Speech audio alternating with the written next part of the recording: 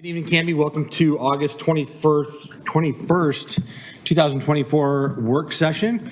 Tonight we are doing a work session to discuss comprehensive plan updates and Area J discussion for tonight. Miss Eileen. I'm going to call Mr. Cardio. We'll get started. Good evening, Don. How are you, sir? I'm doing well. Good evening, Mayor and council members, and happy birthday. Mayor, I understand it's your birthday today, so. You stole my thunder. I was going to say that in my council comments. Happy birthday, sir. I heard that earlier, so I just want to pass it on. That might be the last time I share anything with a certain city administrator. I'm just saying. Keep my cards to my vest going forward. I think it shows up on Facebook these days. It does. But yeah, so anyways, thanks, Mike. It was on a poster too. We don't see Herman on the screen. So tonight, I'm here. Hello? Just making sure he's Yeah. there, because we only have two squares. The Brady Bunch is incomplete. All right, you're there. I Good. think I'm here as a panelist. Oh, gotcha. so tonight I have an update. This is a work session on our comprehensive plan and also Area J. And just some context I thought would be helpful as we move forward. Teresa, can you bring up the PowerPoint? So I wanted to start kind of with the big picture in mind here. And this is not necessarily a new discussion for this area. There was discussion back in the early 2000s as part of Transportation and Growth Management grant and that process never was approved, but it did go through some planning exercises previously. And so we're kind of at a unique situation now with the comprehensive plan update process that we're in to look at this yet again for another round in light of several things. One is the housing needs analysis, economic opportunity analysis. Both those have been approved. Also in light of the comprehensive plan now that currently exists in the policies in the comprehensive plan and direction of the comprehensive plan for this area. And also that Walnut Street extension will be going through the center of this property, which is another changing circumstance. So really broad brush here, this area is outside of the city limits. It's in the current urban growth boundary of the city, so it would have to be annexed for anything to happen in the future. It does have some pre-designated zoning or comprehensive plan designations, rather low-density residential and medium-density residential areas are there. I'm going to get into a little bit more about that. Jarbo's Restaurant's about in the middle of it, and we have some graphics that will show that. And so his property, Hank Jarbo's property, is actually zoned residential as well, or pre-zoned residential. So in context, the area is on the northeast portion of the city, bounded on the south by Southeast First Street, on the west by 99E, and Territorial's on the north, and Haynes is on the east side of it. So next slide, please. Oh, sorry, I've got it. Okay. So just some background. Some of this, I don't want to go way into detail. You guys have seen some of this before, but just a little bit about the buildable lands, which is part of our housing needs analysis. Contextually, I'm just giving you some acreages that are existing. This is within the current city limits and urban growth boundary that's existing for residential within the city. Next slide shows the urban growth boundary expansion area need beyond those acres that are already in the city limits in the current urban growth boundary, about 73.1 acres. Before I launch further into this, I kind of failed to mention that I do have some folks here from AKS. I have Mimi Dukakis behind me, and she's with AKS and representing Polish Homes. And then Marie Holiday is online, I believe, with AKS, and so is Mike Morse, who's with Polish Homes. They're here to basically answer any questions related to when we get a little further into the presentation, if there are questions that come out from that. So I wanted just to introduce them. So, yes. Don, do you want us to ask you questions as we're working through this, or wait till the end? Please, go ahead, yeah. Okay, so what we're looking at here for Area J is so looking at what the slide that's currently up, so we're saying that we need 73.1 acres of of just residential land, even with the urban? Even with growth? that area within Special Area J, this is beyond Special Area J, but the reason I'm providing this in context is there is a need. What this did when we did the study for housing needs analysis and buildable lands analysis, it really identified specifically what categories those would be in. So you see that still the lion's share is single-family residential, but there's definitely a need for medium-density residential and also a need for high-density residential R2. And so this kind of feeds into the overall picture here about what the needs are for the area. So this is a little bit complicated, but these are the lands that are needed beyond the current boundary. But if designations are changed within the current boundary, this becomes somewhat of a math issue where you start to balance that out. We do know what the need is for medium density and high density residential, and so that becomes kind of a trade-off between where that goes. It could go within the current urban growth boundary, or it could be outside the urban growth boundary. And this is part of the discussion that leads to the urban growth boundary expansion piece. But this is what we know is needed beyond what we currently have in our supply of land. So just providing that as context, and this is really complicated stuff. I don't want to get in too much in the weeds, but just kind of stick to the major policy elements here. Well, you know us, if we need to go into the weeds, we will. Okay. Yeah, let's see. That's never happened, Mayor. What are you talking Get this to advance here. I don't know you guys. Having a little difficulty with the. Bless you, Jimmy. Can I get you to move that slide to the next one? Donna, I had one quick Yes, question. You mentioned before this area is in the current UGB, Yes. but nobody's requested annexation yet.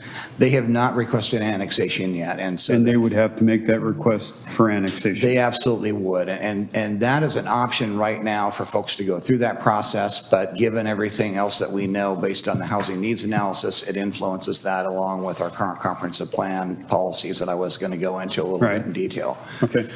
And this is another slide here about a rent burden and the need for multifamily housing, and obviously it's gotten worse over time. Unfortunately, we were actually below the state average before when we started the housing needs analysis, and now we're above the state average for severe rent burden households. Next slide is basically, again, a breakdown of the, single-family residential, which are standard lots, about 30% need for that. Smaller lots, 32%. Townhomes, about 19%. And apartments is about 19%. This, again, is the forecasted 20-year supply related to the 73 acres of land. So when we get to Area J, what the comp plan, the current comprehensive plan, ironically, the language from the current comprehensive plan goes back a ways, but it does identify the area as an area that is desired to be mixed residential densities. It does recognize Jarbo's Bar and Grill as the stern wheeler is what it's called back in the day, and it recommends protecting existing open space and natural features of the area.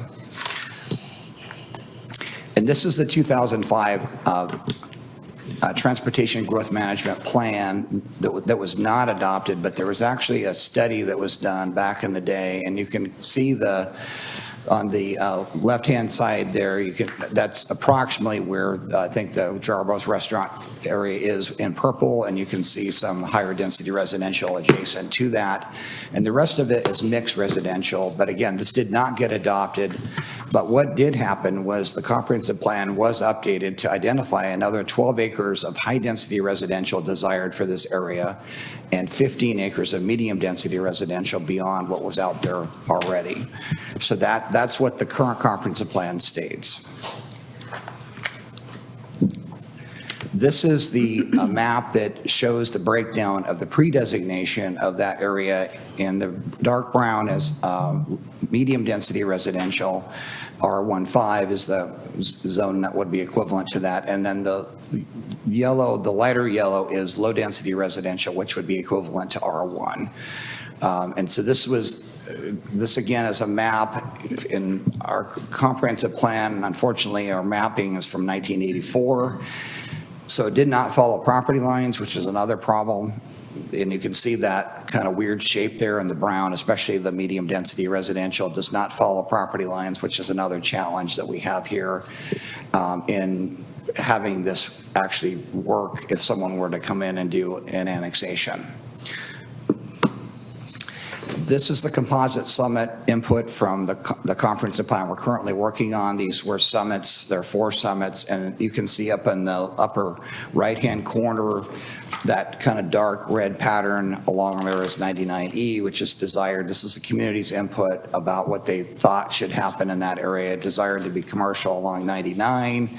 There's definitely a mix of densities, of residential densities, some high density, some medium density, and some, I think, some low density in there. And then also some employment was kind of thought as another element that might occur in that area as well. So consistency-wise, I think that an argument could be made that, generally speaking, having some mixed residential and commercial is consistent even with the current view of what the public has said so far in this process. And this is a map that we were working with Polish Homes, and we were talking with them about them wanting to go through and do an annexation and bring this property into the city. And we had conversations around where does Walnut Street go through on this property, which is shown in the kind of center as it snakes through. And what would their plans look like if they were to, put that in and do, medium density and low density residential? And there was a desire from Ethan Manuel, who is also involved with that discussion in the darker brown, of having some higher density residential, and that's on the right-hand side near Haynes. What would this kind of conceptually look like in those discussions? The purple would be commercial, where Jarbo's restaurant is currently located there. And it's been pretty clear that Ethan Manuel and Polish and Jarbo would want designations if this were to be brought into the city, to have designations, pre-designations that would be consistent more so with this layout. So basically, Jarbo's not then having to change a comprehensive plan designation from residential to commercial. And there would be a lot of cleanup advantage, I think, to the point that Polish Homes has adjusted this slightly, and I'm going to get into the acreages of what that looks like for medium density residential adjustments. And then the high density residential on the right-hand side is another add that would be part of that. Again, consistent with the policies that are in the comprehensive plan about identifying acreages that would be desirable for the area. So I'm going to move to the next slide. And this kind of gives a summary of what that picture looks like. So there'd be another additive of about 5.11 acres of medium density residential, 5.12 of high density residential, and about 8 acres of commercial. So what this would really mean in total is about 18 acres of low density residential would be converted, changed to those other designations, medium density, high density, and highway commercial. That's the additive there. So the Walnut Street extension is obviously a part of this as well, in terms of like that coming in and providing access. That's well along its process of being approved. I understand that we're at the point where they're wanting us to sign the documentation for the access for that. So in the traffic signal and the turn lanes have been approved by ODOT. So this is the broader policy considerations, and there are some options here for council to think about in this process, and even to have further work sessions as needed on this. But I think one part of this is for us is just wanting clarity. We have an option to change the map to the comprehensive plan map as part of our current comprehensive plan update process. We have that ability to do that. You obviously are not making that decision tonight. We're looking for guidance. And obviously there's going to be more summits, community summits, and there'll be alternatives that'll be provided to the public, and they'll have a chance to review those. There'll be planning commission and city council meetings before any of this is adopted. But there is the opportunity to do a map change. Map changes are not always done with comprehensive plan changes, especially in Oregon, but in this case, our transportation system plan is also part of what we're doing in this process, which we can make these consistent for the transportation planning rule through the transportation system plan update and make sure that traffic is being addressed appropriately. That is an option for us here, clearly, to do that.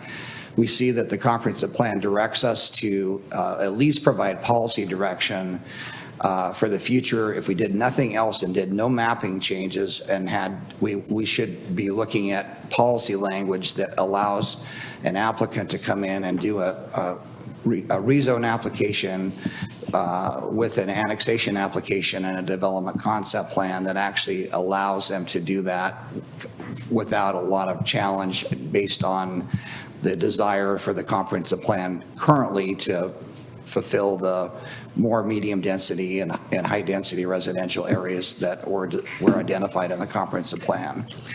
So I think the two options are, doing mapping changes as part of our comprehensive plan, or at least doing policy directive identification and addressing Walnut Street extension and how that relates to this whole area as well, which is a change in circumstance.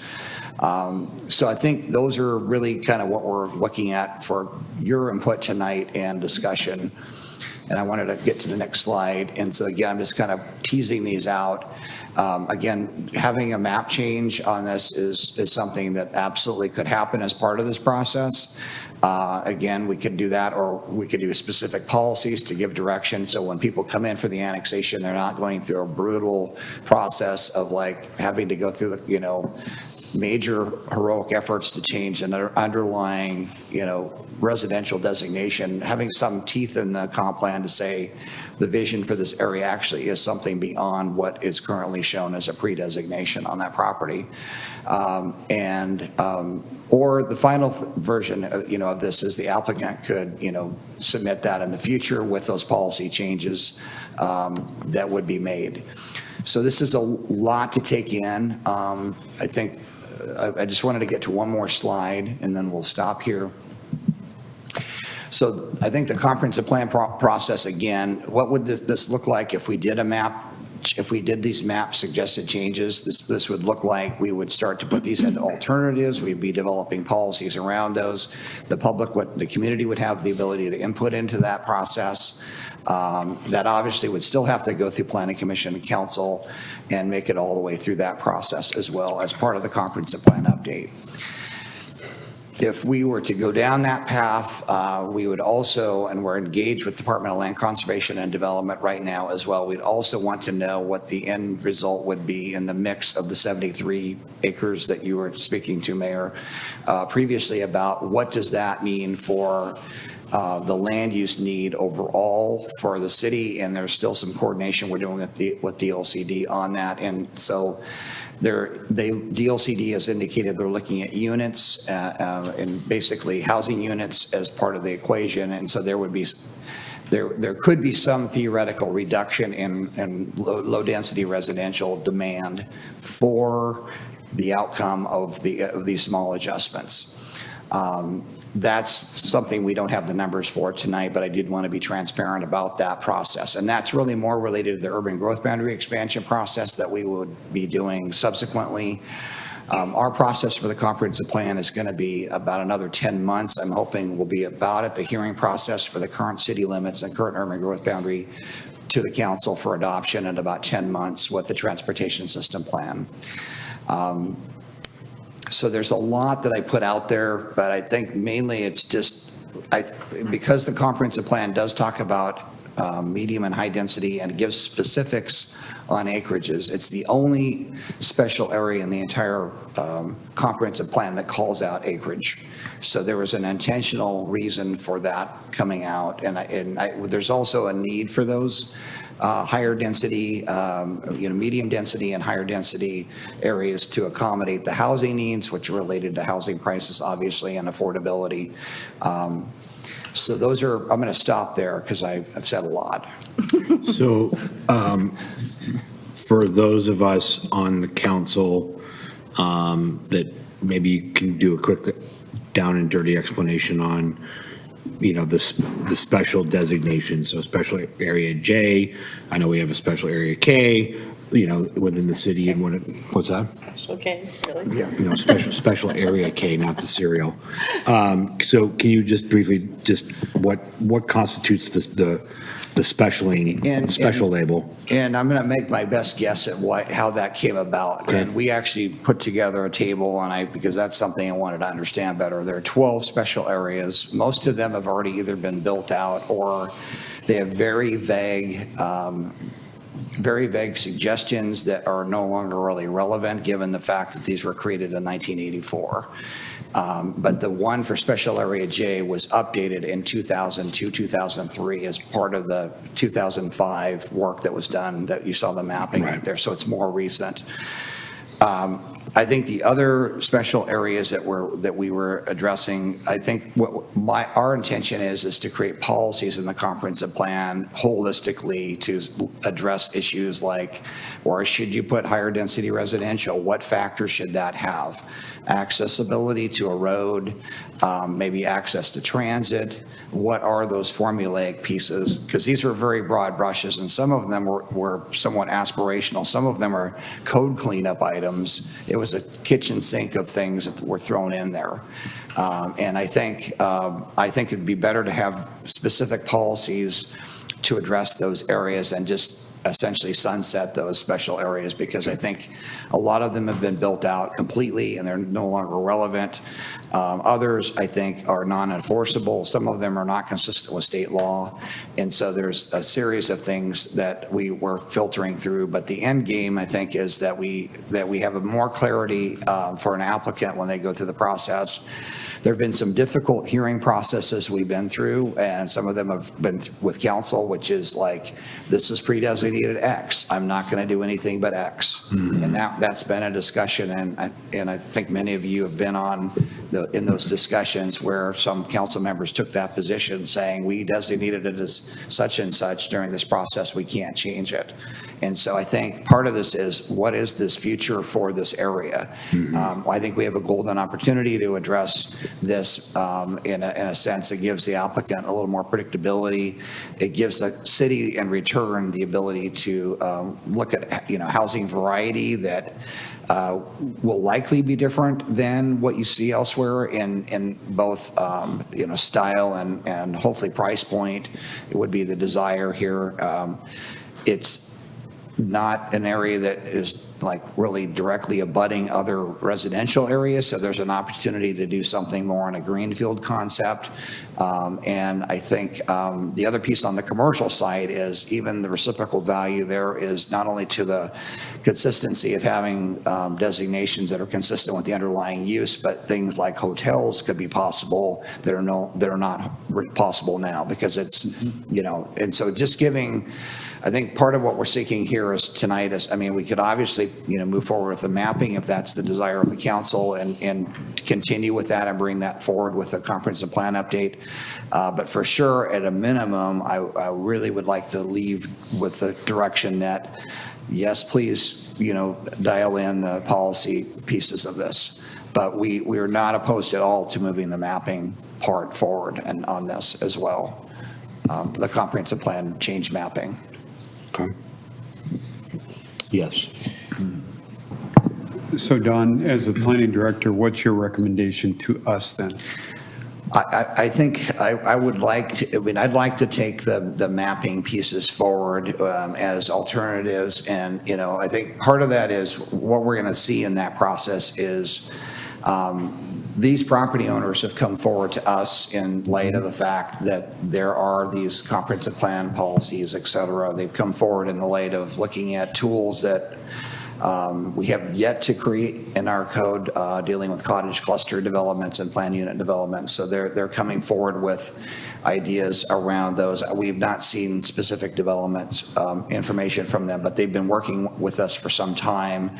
I think it'd be good to take the mapping part forward. What I think we're going to have to see and weigh out as we get into this is there going to be a floodgate of other people that want changes in that area as well? I don't necessarily want to get into a sub-area plan design here. We did not budget or scope for that element, but I do think there is value in what Polish Homes and Ethan Manuel has put forward on this, and Hank Jarbo's broker, I've talked to him, they're interested in that change as well. I do think those folks, I think it is generally consistent with what's out there now.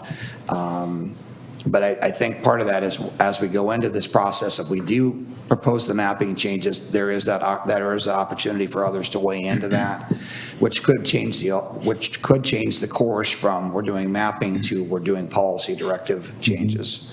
But if we do the mapping changes, I would like to come back in another work session to make sure you're aware and the community is aware of what the density increases here that we do here will likely create more housing units, which in some ways might create less demand somewhere else. And I don't want to get into the details of exactly what that is because we still have not landed the plane with DLCD on this. But it could be that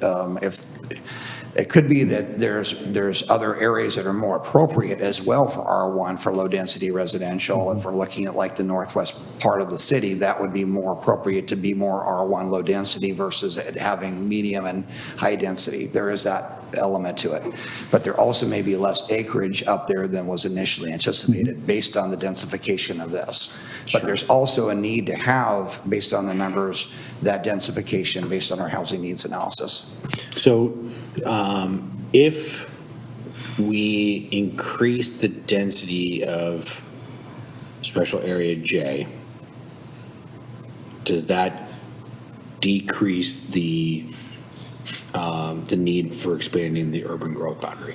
It would, for residential, and for that piece, there's a possibility that may be true. I don't know how much because the numbers need to be run and it's fairly complicated to do that. But I think that first step was getting your input on if that is the direction that, tonight, if you'd like us to move in that direction, we obviously can come back with details on what does that look like. And we've had some preliminary conversations with DLCD. Unfortunately, there's not a formulaic piece to anything that we've done with this urban growth boundary piece. There's a ton of guidance around this stuff, and so we would want to talk to them specifically about what does this mean exactly, so you're aware of what the policy implication is. And just full disclosure on that, that the other part of this is if that was uncomfortable based on those numbers that came back to you, there would be no discount of those lands and the 73 acres if we just did policy changes and the applicant came back and did the process themselves. So this is the irony of the thing. By disclosing this now and putting it into our mapping system, that we end up having that discounted when the urban growth boundary initiation process starts. If we only put policy parameters in our comprehensive plan, we don't get discounted because the urban growth boundary initiation will still have that underlying medium density and low density designations in it. Yes. So, Don, is this area J, you've been doing a great job with the community summits too, and people have been providing input.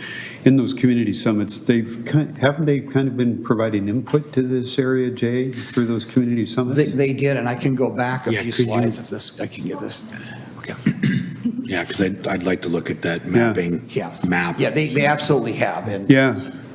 So timing-wise, it's a good time to do it. no, it's ironic. I mean, this whole thing, the fact that Walnut Street's being built and, that like we're in this process right at this very moment and doing a transportation system plan. Yeah. This is majorly unusual. I mean, this Right. would not even be a discussion if we were not doing a TSP update. Right. Yeah, I mean, so let's go back here.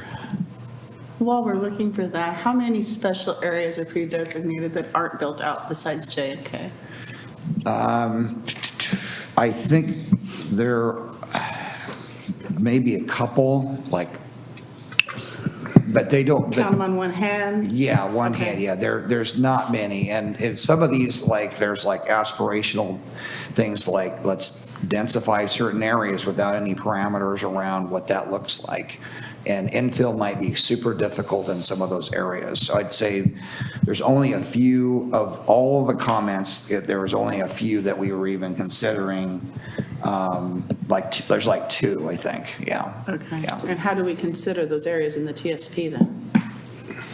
I think part of that is we would consider them with their base zoning now, and we'd look at them again with policy consideration, and that would be part of that as well, as should those have additional policies around them. I think we need to provide some substance to this versus very generic information, but I think if a road meets, like if it's has certain accessibility, meets our transportation evaluation process, and, you know, those parameters on like transit being available, those things are probably important for higher density developments. So I would rather stick with that than, like, just because we've defined an area, we have very generic language around that. It's not super useful for us. Right. Yeah. Okay, thank you. Sure. So this is the summit composite so far, and Councilor Davis, so that area up there in red, you can see that's all commercial, is what that's along 99, and right adjacent to that, you can see there's a dark, in the lower part of it, it's kind of hard to differentiate the special area J, but you can kind of see the outline of like Southeast First on the south side, and you can clearly see territorial on the north side. But there is a mix in there of commercial, and there's high density in there. There's a box high density, which is the darker brown kind of, and then there's yellow in there, which is some low density, it does have some low density in there. So it's kind of a mix here of, I mean, people had a very creative mind in this process, but pretty much every land use is identified up there as a possibility. So I would say these changes that we're talking about would not be inconsistent with what we've seen in terms of public community comment about what that area would be. Yeah, in fact, there's a lot more commercial up there than we were talking about with this small change. I mean, that whole area is commercial almost. Yeah. I mean, yeah. Well, I remember this being a big conversation a number of years ago about what does that highway commercial look like along there, you know? And so, yeah, I think it's an interesting, it's kind of a catch-22, I think, as I'm looking at this going, here we have this area that we can kind of, you know, we jump in the Wayback Machine to 2005. I mean, we're 20 years ago. Dang near, yeah. You know, that's why we create that flexibility that we have, and it may have, I think we've changed as a community, and that's no longer a relevant plan for that area. We need to really look at that in a much more comprehensive way in which we are. I agree with you. I think the conversation, I was surprised at the amount of highway commercial along there and what that would look like. And I know that we had conversation of that area kind of moving between the highway commercial to that higher density to then more of that medium density piece with kind of that mixed manufacturing piece along the road there, which is kind of what the community has said that they're looking at doing. So to I guess memorialize that piece of it, it's a matter of putting it into the plan, saying this is what we want, versus staff going through and creating the language of policy to ensure we do it that way, And or have that flexibility to go that direction as it gets developed. they would have to match up, obviously, but I think that, you know, from a change perspective, when we're looking at like, let me get back here. So I think really the adjustment piece, again, we're not talking about ginormous acreage changes, but like there'd be like, again, about 5 acres more of medium density residential, 5 acres of high density residential that's not there, and about 8 acres of highway commercial. And so I think part of this is, it gets back into, I think the policies that we, you know, I think it's part of this is looking at what the community wants, but also what our needs are based on our housing needs analysis and our economic opportunity analysis. There's obviously in our economic opportunity analysis that was identified 8 acres of commercial, which ironically is about what that Jarbo area is. So it would fulfill that. And then it talks about, you know, what we need for housing needs and, you know, acreage there. I think there's also the value of Walnut Street, which is an inducer. It will be an inducer of growth to an extent, which is not a bad thing. I mean, so I think that connection point where you have underlying base designations, I'm going to go back to that. This is what we have now. This is the starting play here. So I think. And we're going to change this. We are going to change that, but I do believe that this is still consistent, you know, because the comp plan does talk about, you know, what that desired area is. And again, you know, with the focus back to the current comprehensive plan, not just the plan that didn't get approved, but that there's a need for, you know, it's weird that that was that specific, but 12 acres of high density residential and 15 acres more of medium density residential in this area on top of this. So that's where that's a lens that we're looking at. And what the community wants is obviously important as well. But like, this is the baseline of what we're talking about in terms of what that would end up converting into zoning at this point. If we did nothing, this would be it. And we'd have to clean up the lines, et cetera, on the property boundaries. But I think it's trying to marry all these pieces together. You know, and I think that's really an important part of the consideration. And I think that if there was a need to come back in work session and say, well, what if we did the map changes? What does that mean? We absolutely can come back and do that. I do think that when we're looking at medium and high density in particular, it's very difficult to create high density anywhere in the city, as you know. And I think medium density, there's a high need for that as well, especially for younger folks. These will be largely smaller lots with smaller homes on them, likely is a scenario that we understand the situation. Price point being less, you know, more affordable, may still not be completely affordable to everybody, but more affordable.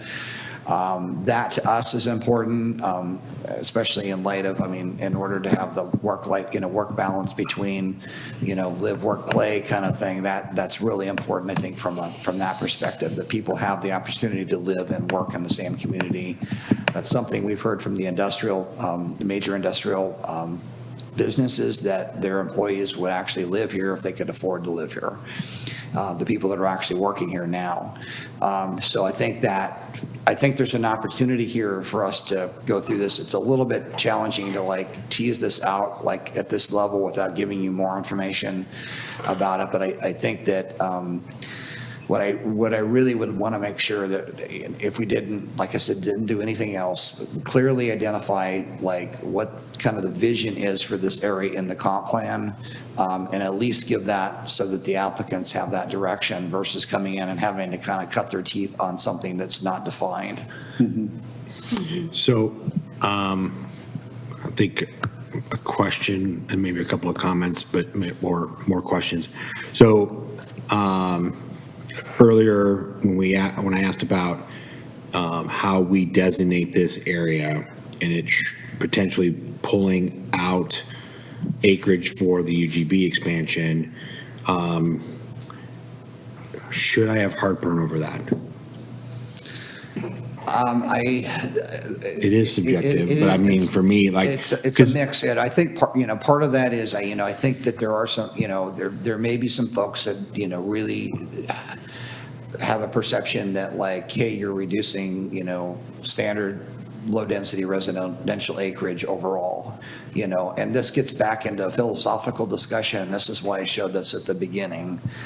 because it's not just the 73 acres total. It's actually, there's 221 acres of that. I think the biggest chunk is vacant, and the biggest chunk of the vacant is actually low-density residential now. That's current urban growth boundary and current city limits. So is it enough is really the question, Mayor. I think that people are coming back that would end up having, if there was pushback on this, is like, are people saying, is that enough? And I think part of this is a difficulty determination what's enough, and we're in an evolving spectrum at the state level on like what's enough, and they're even looking at like different models of that as well. So, yeah, I mean, to Council President Hensley's comment about subjectivity on the matter, totally, because for me, I would rather make sure that we have as much of the urban growth boundary expansion as we can, so that then we're controlling our destiny as a city and planning that out, than getting handcuffed later on and then have to go through this process again. I mean, and it very well may happen as we continue to grow that we're growing. But again, to me, it's all about what's going to provide us with the best opportunity to create that vision and direction for Canby. So that's why I asked that question. It's an excellent point, and yeah. I think in regards to like the next steps, I think, yeah, perhaps the next work session, there should be an additional work session for sure. I'd like to see it come, like, do the mapping piece and see what that would look like. Is kind of take what's here from the community meetings, and how do we fine tune that and break that down in that area to see and make sure that is how we want to see that designated, and include that in the comp plan, versus going through and having it maybe by policy necessarily, and then become a little bit more piecemeal, and I think arduous for the city to develop in that area. Because I think if we go that route, it will get hodgepodgey in the development aspect. The other piece is we have been for a number of years now talking about the cottage, I'll say cottage cluster, but the smaller housing developments of, housing of 900 to 1,200 square feet, in terms of being able to create that first home opportunity. Yeah. That doesn't exist anymore. And again, to the density piece, that area provides us, so we're not dealing with the not in my backyard argument, that we have that area to go, it's designated this, we all know that that's what's going to go there. There isn't going to be, Council President Hensley won't hate me for approving high density, behind Fred Meyer. All right. Was that too soon? Well, that was in an urban renewal district. That's a different. Oh, that's a different conversation. Okay, sorry. But because I think that's ultimately, again, was we tied into transportation and our Canby area transit, that's where I think it's going to end up being right now. So that's kind of what This I area think. makes most sense to me for it, yeah. Yeah. Yes, Councilor Sassy. Don, thank you. I like it. I like the fact that, where I'm in hodgepodge. I love that we're ahead of the curve. So we're kind of setting the boundaries instead of the developers coming and setting the boundaries. I mean, there can be a little tweaking at the end, but I love the fact that we can set the perimeter of this place. I think it'll be fantastic if it's done right. But I love the fact that you're ahead of the curve instead of behind. And I think it's a no-brainer. So go forward. No, that's one of those pieces that I appreciate, because this allows us to be proactive and not reactive. Yes, And I hate being behind the curve and them telling you what they want to do. I want us to tell them, here's what we want for once. Because I've seen it too many points down the road. So. That's a great way to put it, Scott. And I think, don't you think, maybe not, the road goes in first. The road will kind of dictate the final mapping, don't you think, Don? Because do we know exactly where it's at? And I think we do know that alignment. Okay. This alignment was from us, and we provided that to AKS, and then they showed that on the plan. So we do know where that's going. And I think, that really is true. And I think part of this is, without this and without them putting this together, it would have been just kind of a, we would be unable to visualize what this looks like. Yeah. And that's the value, and I do appreciate the fact that Polish has come forward with AKS on this, because I feel like they truly are trying to build community. That's what we're trying to do as well. And I think their request is reasonable. I feel like they're trying to figure out how to deal with this in the best way, and there are options that we have at our disposal, given the parameters around this. And I hear the balance points between, like, we don't want to lose extra land because we've densified in one area, and we can quantify and come back and talk about that in another work session. I also hear the support for this as well. So I think, for sure, I think what we're trying to do is just be able to say, no, this was the vision of the area, so that future councils, this council and future councils are like, no, this is what we decided on doing. And I think that's sometimes lost in these discussions, and we end up in a battle zone over stuff that like never was supposed to be a battle zone. Right. Yeah. You had something? Yeah. Hey, Don, timing-wise, I know that you said 10 months or so that it's going to be back, the comp plan. But how does that tie in with Polish or an annexation request, and how does that fit with what they want to do? Well, I think that they would, I'm speaking for them a little bit on their behalf, but I think they would want us to take the mapping forward with the comp plan and get that done and within that time frame, and we would end up changing that as part of this process. That would be the only part of the city we'd be doing this in, because it is unique in terms of the acreage, again, the comp plan identifies. And so then they would come in, they'd have a little more certainty around that issue about what those changes would be, and they'd still go through the annexation process and the rezone process Right.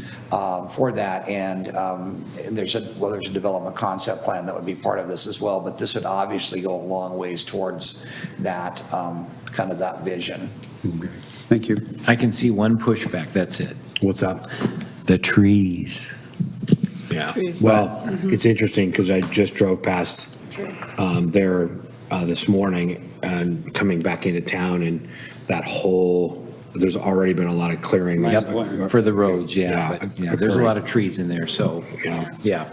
Councilor Maldonado, did you have any questions or comments?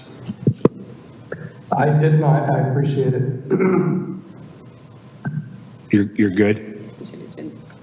I'm good. Okay, thank you.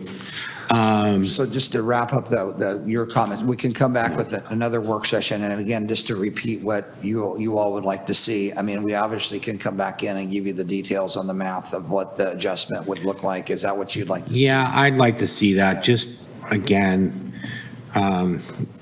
controlling destiny versus as much as possible versus having the state inflict on us their will.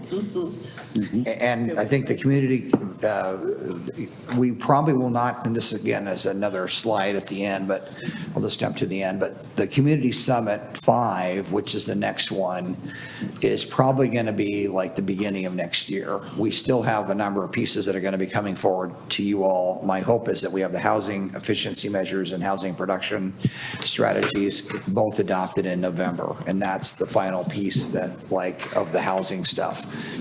And then the comprehensive plan kind of continues from there into the Community Summit number 5, and we're going to be moving forward with that and getting comments, and then our School 14 analysis, which gets into the alternatives that we'd be looking at. And we're doing the urban boundary at the same expansion at the same time as, even though we're doing the focus on the comprehensive plan adoption, will first be the city limits and current urban growth boundary. We're also working on the urban growth boundary expansion at the same time as that.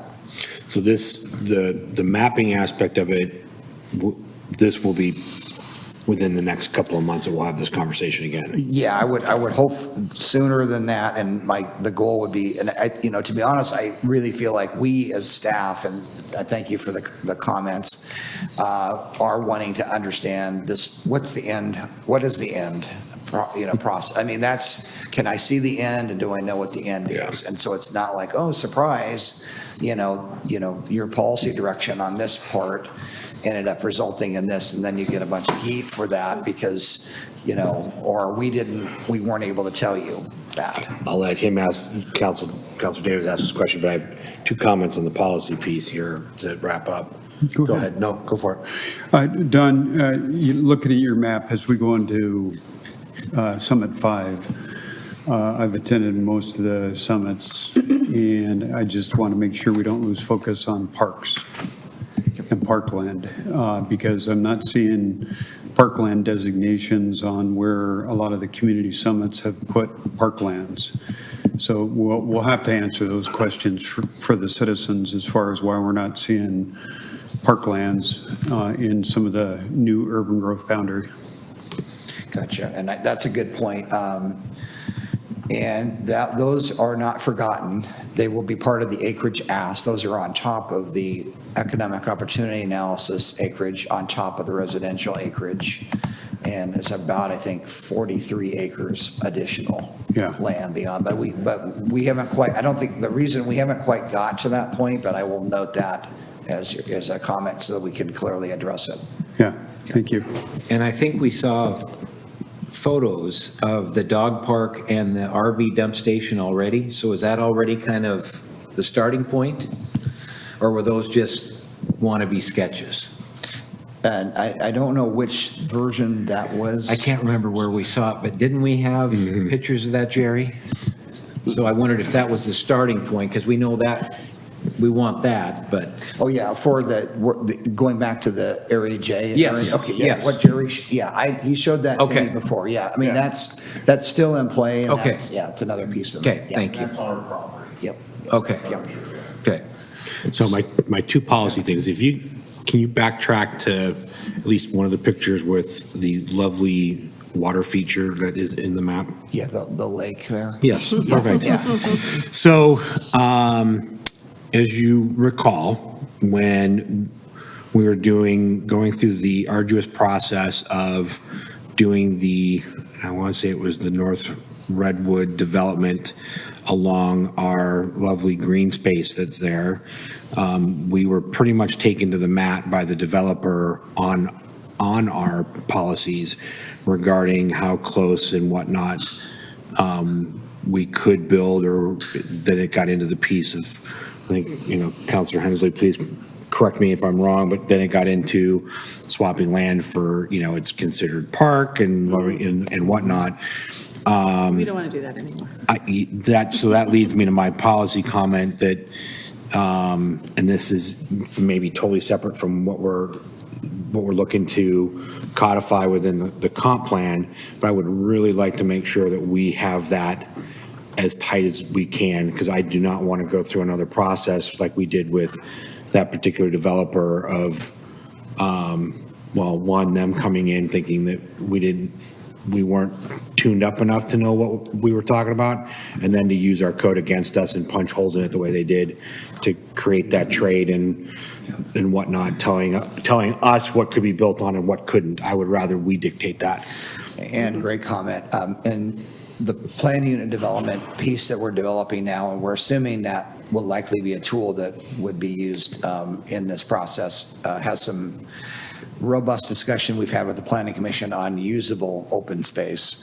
And that's, I understand the concern about Redwood Landing and how that came about. And, that we're not intending to repeat that. No, I just want, perfect. I know that's been amongst all the code stuff that you and your team have been working on over the last couple of years. I just want to make sure that, since we have something very similar here in this special area, that we treat that special as well. And I think those are valid points. And I think I think the design folks that are doing that, I think, are aware of those elements. Okay. Any other comments, discussion on this? No? Yes, Mr. Davis. Back to the park issue again. It appears as though after I've had some discussions with the new superintendent in regards to the Ackerman complex and stuff, and they're doing a density.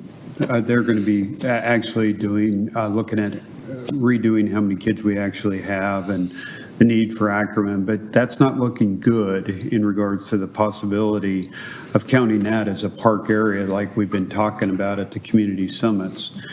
So we have to keep that in mind as we go forward in regards to the need for more athletic fields and parks and things like that. Because we kind of tabbed the Ackerman complex as the possibility for, a park and baseball fields and soccer fields and things. But that will be quite some time down the road. We'll adopt this plan well before we have an answer on that. And so we have to keep that in mind in regards to that 43 acres that we need for parks and athletic fields. And Counselor Davis, is that something that's documented somewhere where that's not working out? I'm just trying to use that as a possible tool to, if that were to be something that was counted against the city as already something that we could use, is there something the school has said formally or? Not formally. Okay. They are going to be doing a study, Okay. basically to actually evaluate how many kids there are, but they're already having to hire fifth grade teachers, which tells us that they're going to be the need for moving sixth grade back to Ackerman and stuff. So that complex most likely is going to be needed for quite some time. Okay.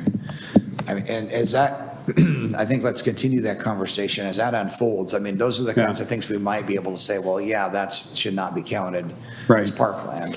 Right. Yeah, I mean. Yeah, to piggyback on that, Dawn, to that conversation, there was, this was a couple of years ago when the first idea of develop, the Ackerman kind of recreation complex was being talked about. The superintendent at the time did say that there was a kind of a bubble of elementary age kids, students, kind of moving through the system of, a couple years worth. But then as that bubble was kind of moving through, there really didn't appear to be anything kind of on the back end of that.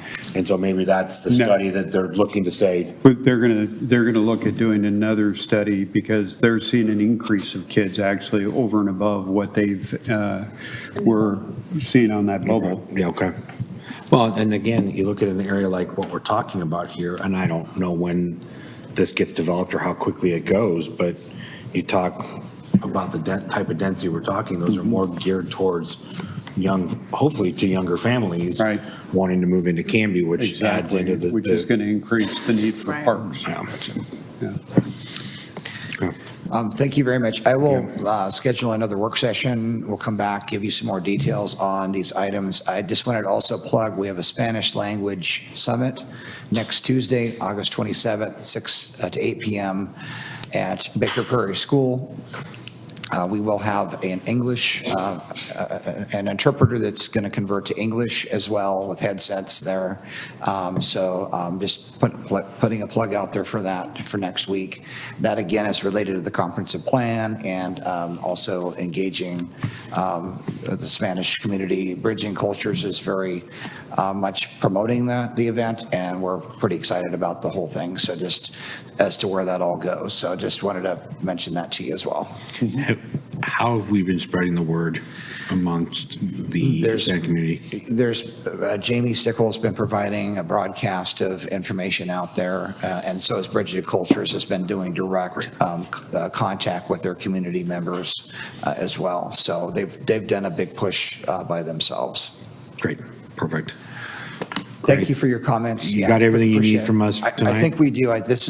We'll take another shot at this and come back, but I just wanted to make clear that some of these issues are really important as we dive further into this, and to give these parameters around the future, because I see this as being more of a near-term development because it's in the UGB already and it's adjacent to the city, has utilities adjacent to it. So it's a pretty important item for how we're going to address this. Sure. So, Okay. Thank you. Thanks, Don. Thanks, Don.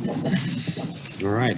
Well, I don't think there's anything else under work session items for tonight except that. So I will call the work session as a close, and we'll be back here to begin the city council meeting here in a couple of minutes. So thank you.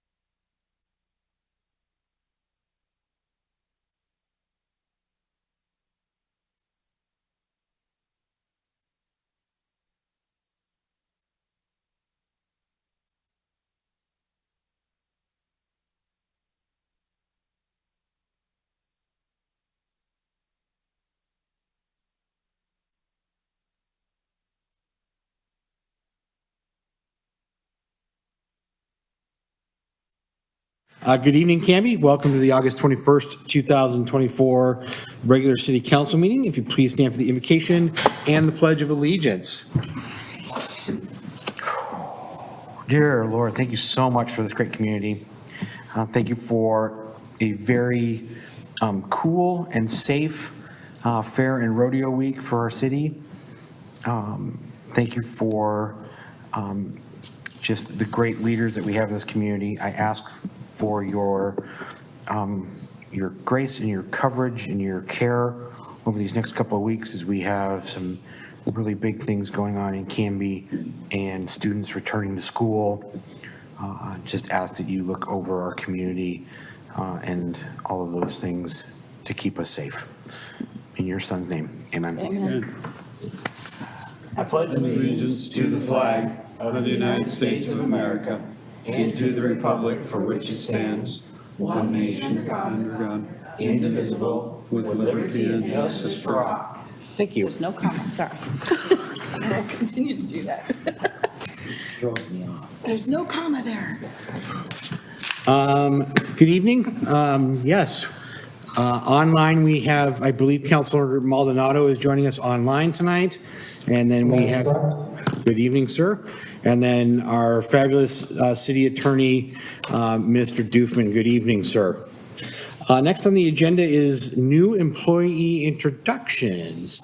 And I think we have one. We do have one. Go ahead and come up, Monica, and this is Amy. She will introduce Amy to you. But Amy is our newest employee, and she started on Monday or Tuesday? Tuesday. Great. Yesterday or last week? Yesterday. Oh, goodness. Tuesday, yesterday. Brand new. Brand new. Be nice. Oh, we'll give you at least a month before we harass you. Hi, Monica. How are you? Very good, Good. thank you. Thanks for having us tonight. Yeah. I'm very excited to introduce Amy Francisco. She is our newest addition at the wastewater treatment plant. She is an operator and holds a grade 1 license with DEQ. Most recently has come from the city of Portland as a certified operator there and is a resident of the city of Canby. I've had the pleasure of working with her in the past, so I'm really excited to have her join the team. She's going to bring a lot of great strengths. Her background includes a lot of really amazing things. She's a gardener, a beekeeper, I could really go on and on. A teacher, actually, and found a desire to get involved in environmental services and protecting our waterways. So she brings a lot of creativity and enthusiasm. So we're really excited to have her join the team. Wonderful. Excellent. Well, Amy, welcome to Canby, and thanks for joining our team. And it sounds like we definitely went out here with adding you to the team there at wastewater. So thank you very much. Thank you. Yeah, Monica, great job. Thank you. I Beekeeper. have one more very exciting intriguing. announcement to make. Go for it. Just this week, we finally received the award, and we could have applied for this award prior, but we never made that application. So this year, coming in, I kind of looked around and thought, we qualify for it. So we applied for the Gold Peak Performance Award with NACWA. It's a national organization that really handles a lot of the legislative, regulatory topics that are near and dear and important to our communities. And they are recognizing us for 100% compliance with our discharge permit at the wastewater treatment plant for last year. And that equals to almost 1,000 compliance points for that entire year. So all of those points were met in compliance, and this gold award, which will be at our facility hung up and enjoyed by all, really reflects the quality of our folks that operate the plant, Yeah. their integrity, and just the facility in itself, how well it's maintained and taken care of, and appreciate your support with that. So I wanted to share that with you. No, thank you for sharing. That's great. Congratulations. Yeah, It's awesome. Mayor, yeah, thank you. I Yes. suggest maybe getting a picture of you and Monica. Sure. With that award. Yeah, that'd be great. That's huge. Sure, it is. Good job. Thank you. Yeah. starting an email to say I need more information so we can put something online. You're so good. Absolutely. All right, hi. Oh, thank you. Did you recognize me? We'll stand together, they can look at the same spot. We'll look right in between. There you go. Always take 3. Nice work. Someone's gonna. Thank you.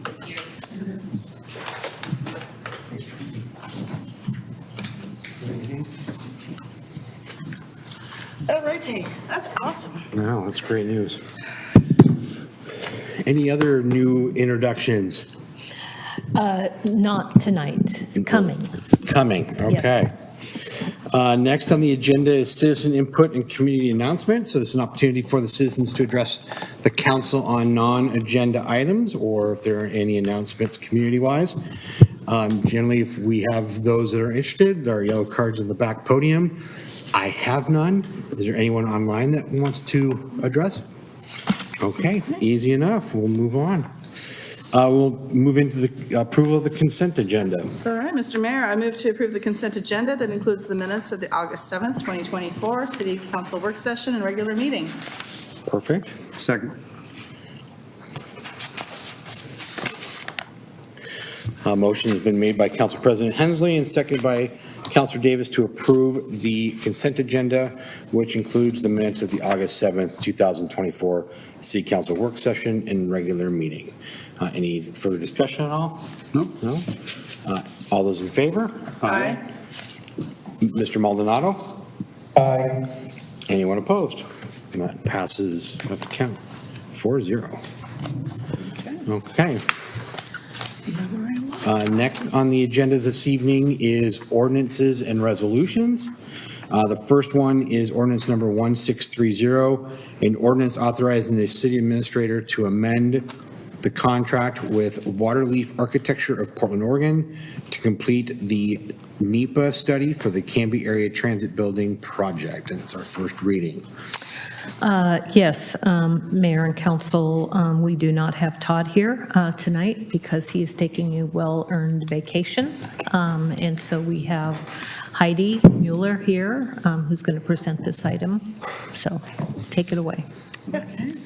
Heidi Miller, Transit Operations Director for Canby Area Transit. I brought Jerry with me just in case you guys ask questions that I can't quite answer. So basically what's happening is we need an amendment with our contract with Waterleaf to complete a NEPA study, which is the National Environmental Policy Act. It is required for state and federal grants. State just changed this, I believe. And so this is now a requirement because our building is costing about a little over $9 million. So we don't quite have that, so we're going to go for grants. And we're hoping to, at least. So to do that, we need to complete this study so we can apply for those grants. Wow, Yeah. that's a significant increase. Yes. Yeah. Wow, okay.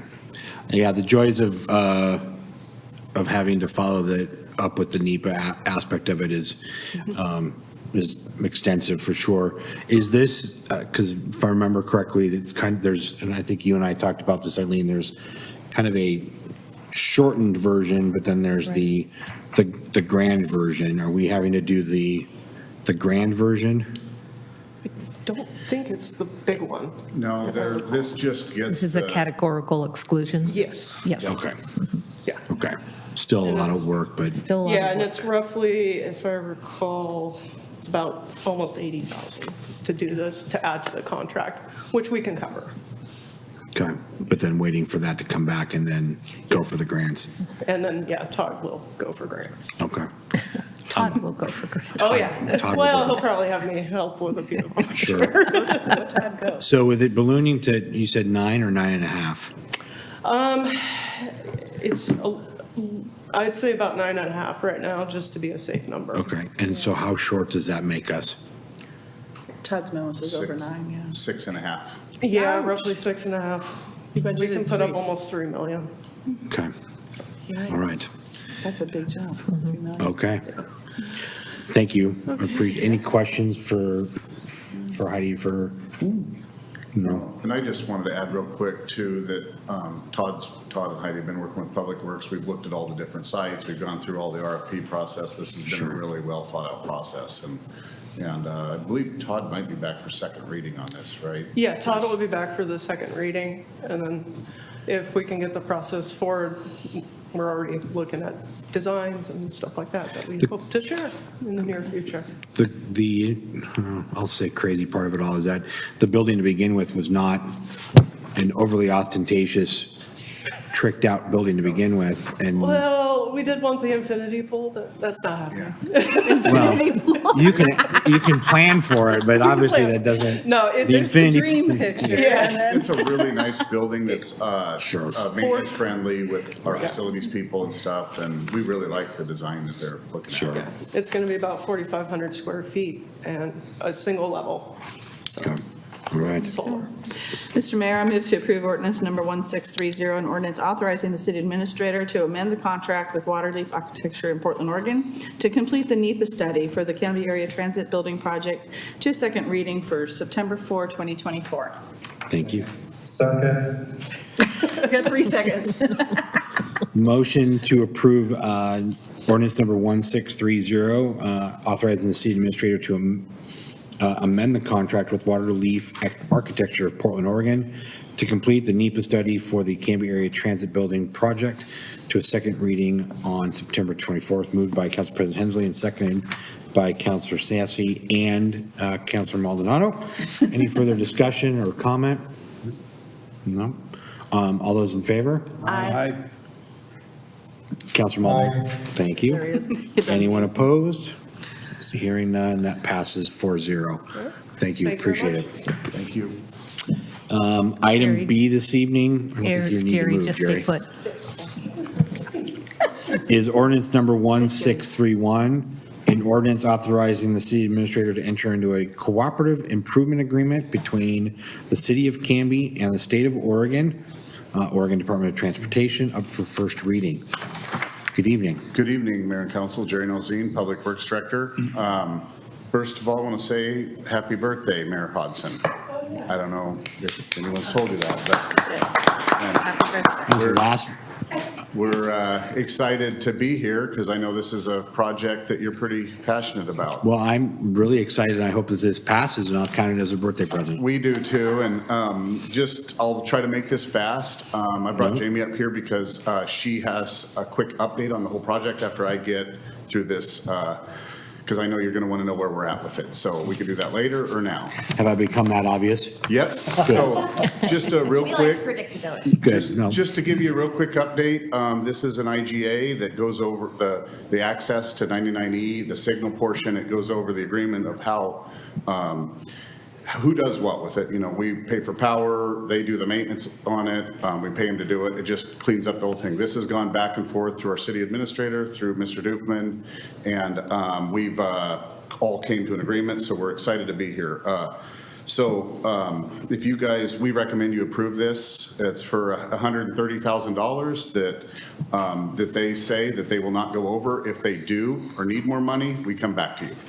So when you approve this, we are going to work fast to try to get this through their end, and so we can get this access permit and get to work. So, Okay. $130,000 birthday present? I don't know. We've done a lot of these. I'm worth it. You guys have been involved in these with signals in Clackamas County. That's the signal at Fred Meyer, similar situation of what we already have. So this is kind of it was a pretty easy one for us to put together. But the holdup really there was only like 2 people that handle these IGAs in the state of Oregon, and one of them ended up, I don't know, having some leave or some issues like that, so it really held up the process. So they've been working well with us, and now we're here. Well, Jerry, thank you. Yeah. And all the staff, you two, Jamie, Eileen, everyone on this, because, yes, it is a project that I'm very excited about, but it is a big win for Canby to get that through because of what it'll do for the industrial park. We just talked about it at our work session, the growth aspect of it, and that will add a major ingress and egress point for that new development. So no, this is a big step. So thank you. Yeah. Mr. Mayor, I move to approve ordinance number 1630, authorizing the city administrator to... 1631. I'm sorry, 1631. Thank you. I was even looking at it. Anyway, 1631, authorizing the city administrator to enter into a cooperative improvement agreement between the City of Canby and the State of Oregon Department of Transportation. Great, thank you. Second reading, September 4th, 2024. Second. Motion's been made by Council President Hensley and seconded by Council Davis to approve ordinance number 1631, an ordinance authorizing the city administrator to enter into a cooperative improvement agreement between the City of Canby and the State of Oregon, ODOT, or Oregon Department of Transportation, and up for second reading on the, on September 4th. Any other discussion or question, comments? No? Okay. All those in favor? Aye. Anyone opposed? That carries 4-0. Thank you, Jerry. And Ms. Stickle. Yes, so yeah, we just wanted to give a brief kind of overview of where we're at. Obviously, this project has gone through several iterations over the last, many years. I've been with the city for 12 years now, and we've been talking about an extension from the industrial park to Highway 99. I know it was before my time. So it's really exciting to see this project come forward and really starting to be in the final stages of getting to construction. So the hope is that it can go out to bid in early 2025. And, as Jerry mentioned, this is for the Walnut Street extension. It also covers all of the intersection work, because when you connect to a state highway, there are some extra requirements, rules. The IGA covers the design review, the approvals, and those kinds of things. And things have changed drastically from when Kern McLeod and DKS Engineering started on this project. They started in 2020, started working on this, and at that time a traffic circle had been identified as a potential, but that has moved to having two, left turn lanes, widening the highway so that they can provide a right turn lane, and furthermore, the ODOT required intersection improvements. They are adding an additional 300 feet towards Canby to cover a private drive that's already existing. So this work is all kind of underway, and we're waiting for final approvals. And once we receive those, it will go out to bid, and hopefully that happens in early 2025. Excellent. And it was, you mentioned it, but it was great to have Dawn's presentation as a work session tonight, and then have this come before us, because it really shows, the planning and the work that's been done is really coming to fruition in a really nice way, where it's all kind of dovetailing. So it's an exciting night for economic development. No, absolutely. It really is. Looking at what you just laid out in terms of the project scope, the additional turning lanes, things like that, what are some of the potential pitfalls that we may have to face here with this project? And I ask that knowing that funding from ODOT right now and from the state level for projects in general is very tight, and it's very constricted. And I know that in conversations regarding on a regional level that I've been involved with, that it could potentially get tighter on those things. So how does that going to impact us? Do we have any idea yet? Yeah, we can, so far, the way the engineer estimates are going like that, we can fully fund the project. The 2.9 million we have in the bank helped a lot with that because of the whole situation of where the road is. It's pretty interesting you asked that. The biggest challenge we have with the road, and no one really knows this, and maybe I've told you, Mayor Hodson, but you were looking, the pictures Dawn had on there, it falls between a pond with a creek and another creek. And basically, we lucked out on the road moving to where it is, because we couldn't figure out how to serve all that area with utilities. We have sewer on both ends of Area J, but not down the middle because of the creeks. We couldn't get it there. So what took the most time was figuring out how to get sewer and then loop the water system for Canby Utilities. So Hassan Abraham, one of our old engineers that passed away, worked with me on that and was one of the main reasons to figure that out. And so the challenge is we have to bore underneath 99, under the tracks and between the houses and Willow Creek to get sewer to our wastewater plant. And so that's one. We have the design done, we have the right-of-way, we have everything to do it, but you know how that is, working with the railroad and going with people's private property. So that's one of the biggest ones. Maybe a little bit of wetland mitigation we run into. Who knows what we're going to find out there during excavation. Those are some of the challenges that I see, but our team's been doing this so long, I don't see it being any of it as being an issue. Okay. Just nothing moves fast as it used to. Okay, and I appreciate because I know that Representative Keeb was instrumental in getting us a big bite of that money to help pay for this, so. Yep. No, this is good, okay.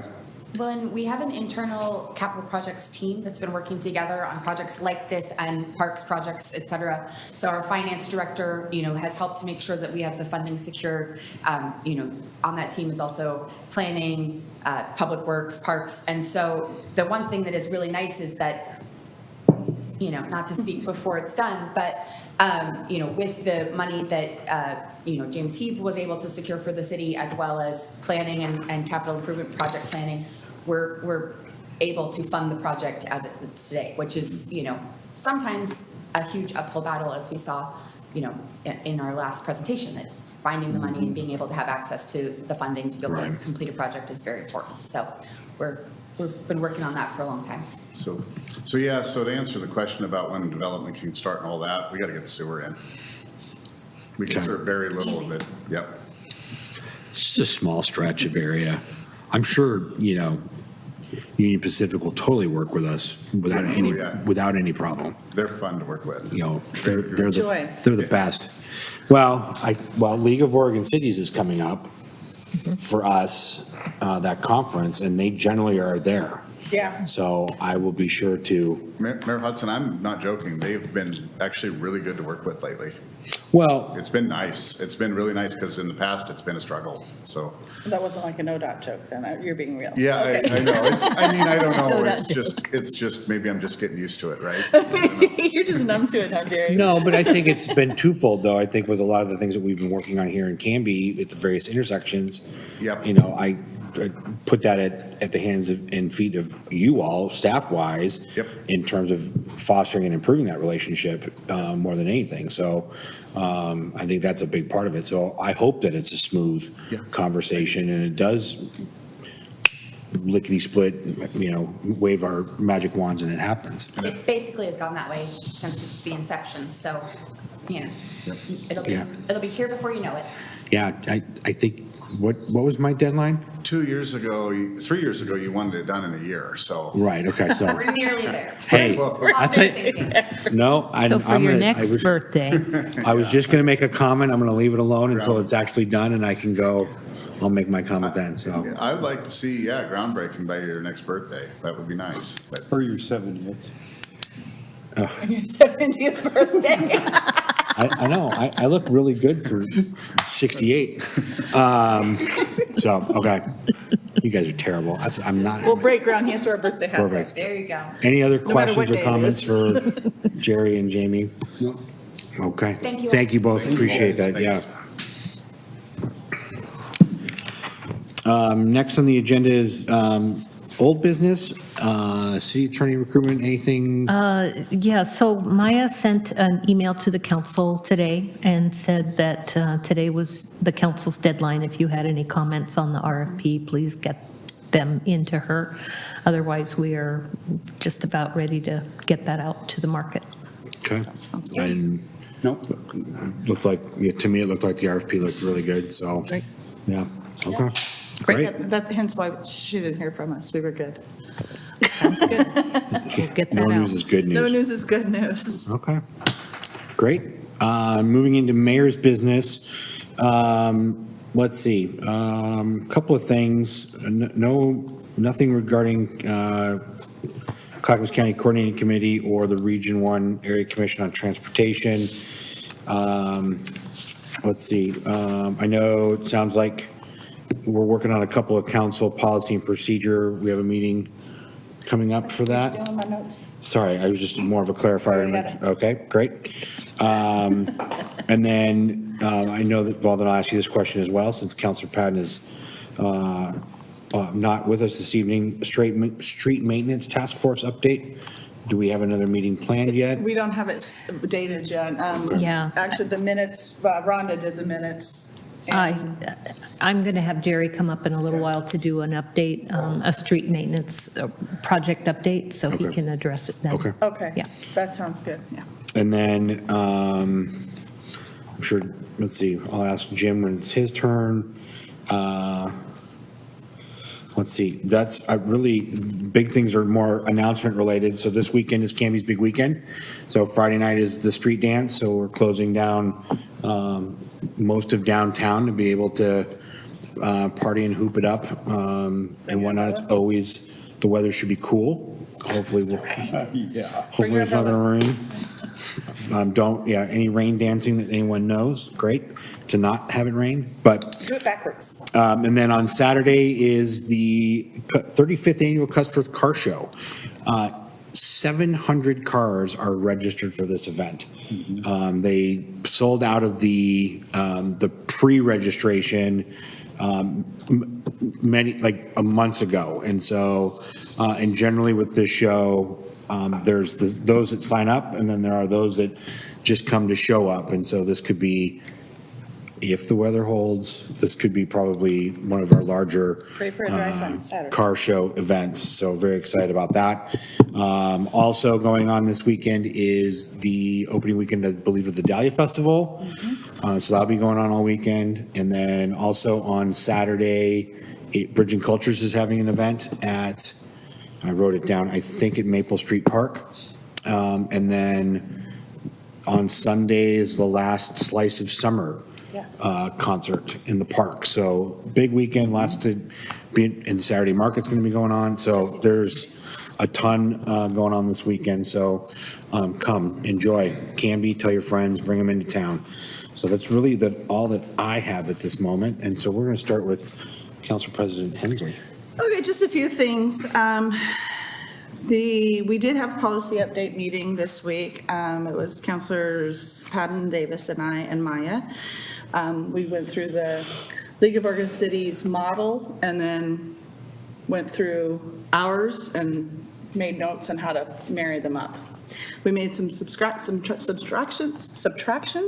and some additions. So the next process is Maya's marrying those up for us.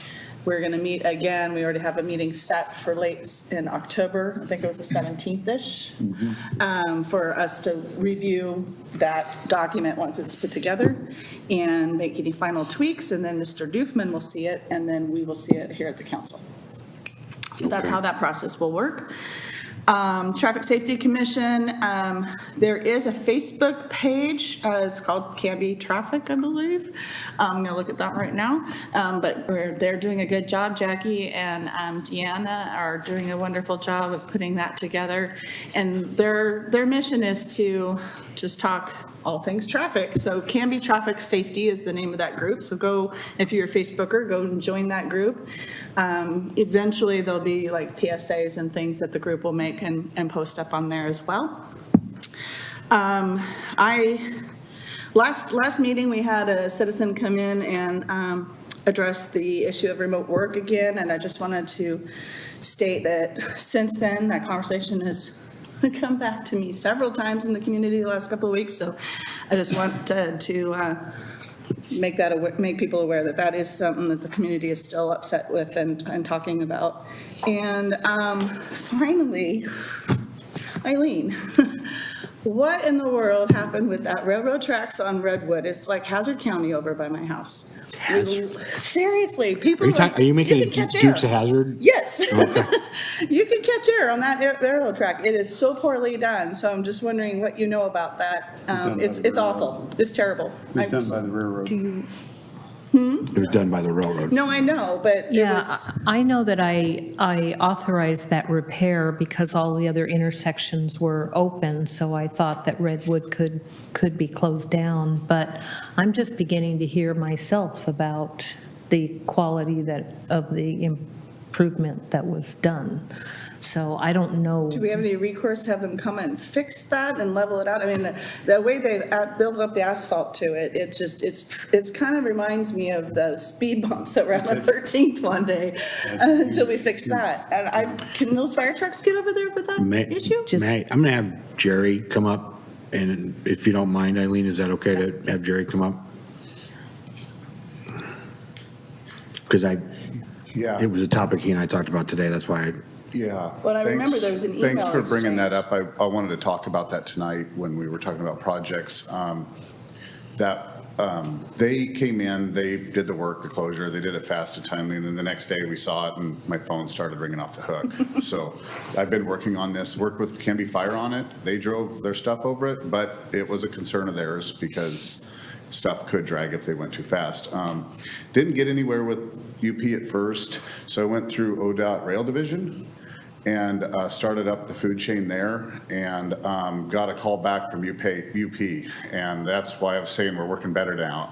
Okay. They're actually coming in back, their plan is to come in next Thursday, Okay. do another night closure, and, sorry about the closure, their plan is to come in, and, sorry, I've worked here 20 years, north, south, east, west, the west side of it, am I saying that right? They are going to take that and actually taper it back to where, where we left off with our new asphalt. Oh, good. I Okay. actually tried to partner with them and do that this last time because we had money set aside for that and they just couldn't do the time frame. So now they're paying for it. So I told them that deal has sunsetted now, so they need to fix it. So Jerry, was it related to just them trying to quick do this repair? I mean, was it a compressed time frame? they just Or- came in and really didn't care about our elevations of the road. They just, they came through and just put the tracks in straight, and that was my concern with it. I wanted to be there that night when they were doing it to make sure they didn't do this, because they're notorious for leaving them too high.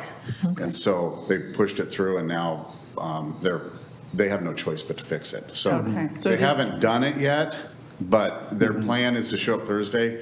I talked to him because there's a signal loop there they're gonna have to figure out what to do with, all of that fun stuff, but he doesn't seem like he's too worried about it. And he's in the contractor for, the guy in charge with UP is working in Nebraska tonight. So he'll be back and hopefully next Thursday and fix it. And the fix that he's planning on doing is gonna be nice. Okay, good. 'Cause So, and it's benefit the not city. Nice now. So- Yeah, no, but it is bad. It's, we've, some of the guys on the crew actually seen someone in a car catch air on it. Yeah, like that's what I'm actually- saying. I've seen it Yeah. too. I wasn't joking when I said Hazard County. I mean, I was being Yeah, silly, my but- concern that Fire and us had was like if a low boy got hung up in it within apartments there, train hits it, what happens? I mean, it's just, they've created such a safety hazard now. So Yeah. they took a hazard. They fixed one and they've created made another. So- Right. So right now, But it's I'll getting keep Eileen posted on what's going on, so you guys know, but they're planning on fixing it. Okay. Yep. I mean, I live over there, so I noticed it right away, but then I have neighbors asking me, what in the world? And I'm like, I'm going to ask tonight, I promise. Yep. So, there we go. Thank you Okay. for asking. All right, Thanks, thank Jerry. you. Yep. And that is all I have, Mr. Mayor. Thank you. Okay, perfect. I'm going to backtrack for a second because I did forget one item, and that was, I wanted to ask the council.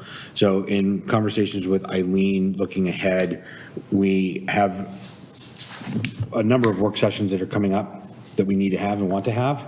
And so I wanted to check in with the council and find out if the third Wednesday in September and in October would be suitable for everyone to be able to do. Second Wednesday. Sorry, the second Once you Wednesday. say the third, we're already here. We're already here. The second Wednesday in September and in October to have a couple of work sessions. One of those we wanted to try to get done at the October one was the Park and Rec meeting to talk about a couple of park pieces that we had pressing. And then, I'm sorry, Eileen, I forgot what the September one was that we were looking to try to do. I just know that it's one that we need to get through. Anyways, we want to have a work session on the second Wednesday of each of the next 2 months. So is there a concern or anything about that? No, that works for me. I pretty much try to keep Wednesdays open in case this happens, so. Okay. Yeah, I think, I'm okay with it, so long as we can make them a little later. Then the, like, So not 6 o'clock? Correct. Sometimes it's just kind of a bear to get through Lake Oswego traffic. Okay.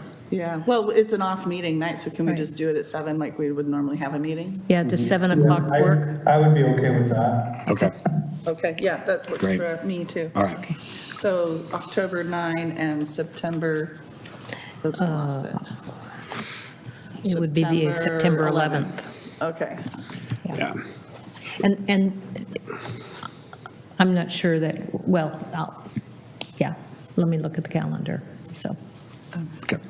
Yeah, October is a 5 Wednesday month for us. I figured we were okay with trying to make that happen. So thank you for letting me go September. backwards. I may not be able to make the October 9th one. I will keep you posted. Okay. Okay. Thank you, sir. All right. Yes. Okay. Counselor Sassy. Thank you, Mr. Mayor. Happy birthday. Library board meeting last night, so I'll go over. We had the first meeting in how many years? I can't even go back. They didn't even know. They had a library advisory board meeting, and then we had a joint meeting with the Friends of the Library and Library Foundation. All three in one? And I was shocked that they had not had a meeting before, so I'll get to the Library Advisory Board first. And thank you for the tracks, they are horrible. The fire trucks are great, but Sassy's landscaping trailer can't be going like this all the time, so, to get to service a fire department, so, yeah, they're horrible. Officer Zormoda will slow down next time, too. And for you guys, now that some roads are really nice, quit speeding, now it's a racetrack, because now they're so nice, so. Oh, yeah, send AJ over to Redwood. End of that. So, Library Advisory Board is still working on, they're trying to get the liaison for the teen. If anybody has any teens that want to be on the Library Advisory Board, please get a hold of the library people. They finalized their donation policy finally, so that's finished. They're still working on the strategic plan. Their programs are doing very well. The seed program is finally paying off. People are taking fruit and vegetables to the Canby Center. So that's a good thing. I think that's it for them. And then on the joint meeting, I want to make this this is really important. Luana Hill was there from Kiwanis. The road closures have basically killed them. Their donations are so far down, they don't know if they're going to be able to give any donations this year. They're trying to get going on the food and toy drive. That's the next big thing. They're way short on money. So the board, their loading ramp is now open. So if you have any donations, please help the Kiwanis. They really need the help. And shop cook ones. Yes. All the boards, the Friends of the Library, I think they're okay, but the foundation only has 2 members. So if anybody wants to be a member on the foundation, they need members. And I think the last thing was up that I know it's early, but communication is key. They're looking for people to host the Christmas tour of homes this year. So if you want people to come to your house and look at your Christmas stuff, let them know early so they can get it on the books. That's all I have. Thank you, sir. Yes, Council President Hensley. Thank you. Counselor Sassy, do you know, did they talk about, when they were talking about the seed program, it was kind of a pilot program. Are they going to do that again next year, or do you know? It's so popular, probably, yes. Okay, Yep. cool. Yep. That's all I have. Great. Thank you. Thank you, sir. Thank you. Counselor Davis. Okay, thank you, Mayor. And again, happy birthday to you and congratulations to Jamie. You know, it is still stickle, but I understand, but congratulations. Everyone's turning red now. Yeah. To get everyone blushing from the congratulatory comments. So So parks, what's going on at parks? Moving along.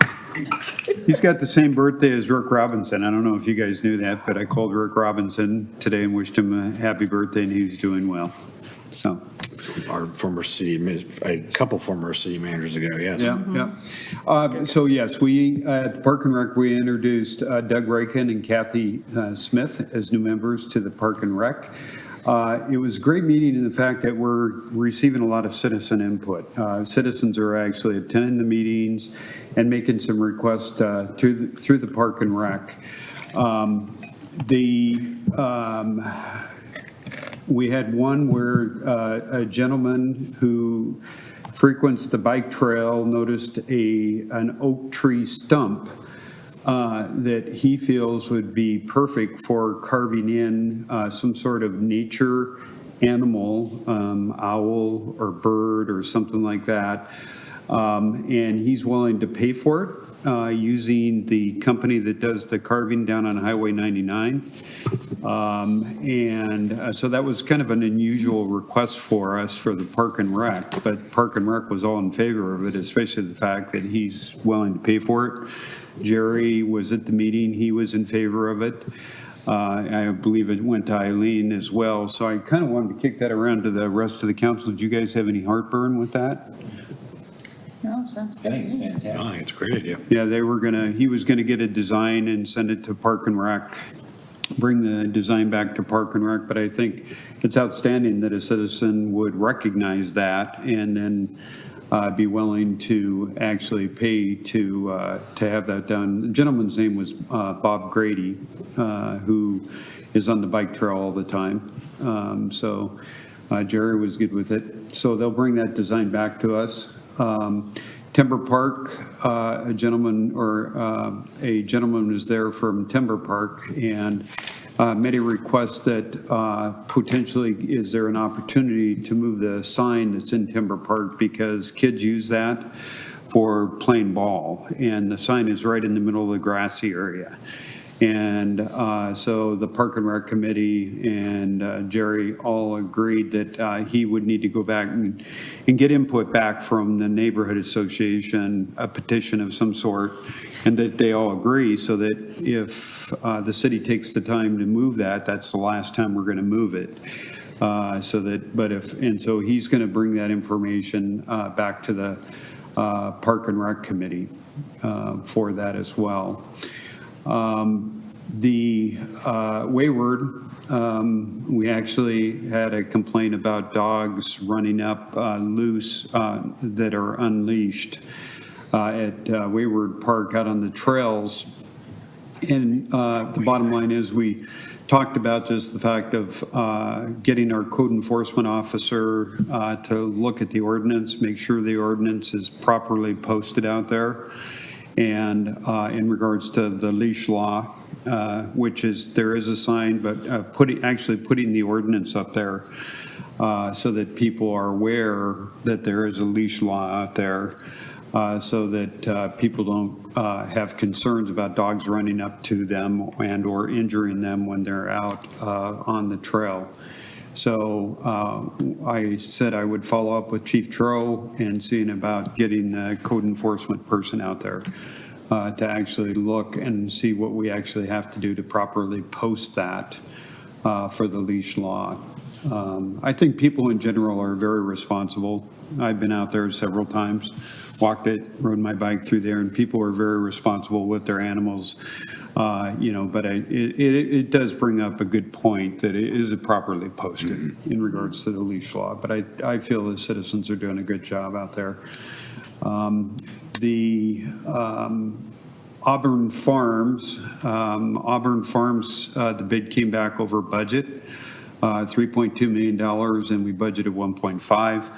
The Park and Rec Committee feels that we need to actually have Jerry go through the budget and see what we can do for the 1.5. Infrastructure, build the infrastructure out there, the water, the parking, things like that, and can we make a grassy area with the money that's currently in the plan? Because those citizens have been waiting a long time for that park, and we owe it to them to do something out there. and then budget the rest of it in next year's budget. So that's where we left that for Auburn Farms. Jerry's going to revisit that and bring back a proposal back to the Park and Rec Committee. The outdoor fitness at Legacy Park, hopefully end of August is what Jerry's anticipating. They have their certification now to be able to do the work, and then they're going to start installing very soon. So you should see that. Adana Tyrone came and talked to the group about the parking at Maple Street Park. And now that the splash pads there, the pickleball courts, the new ball fields and stuff, there's overflow of parking on both sides of Maple Street. They have a concern of somebody getting hit, kids running between cars and stuff like that, because it's very narrow now with parking on both sides. So their request was there's a vacant lot there that used to be a house, and can that be made into parking, a parking lot? So we'll look at that, get a price for that, and look at budgeting it through capital improvement in next year's budget if Jerry thinks it's a good project to move forward with in regards to the parking at Maple Street Park. And then they had some other suggestions around the walking trail, cutting the grass back and making it, going back to the original width of the path.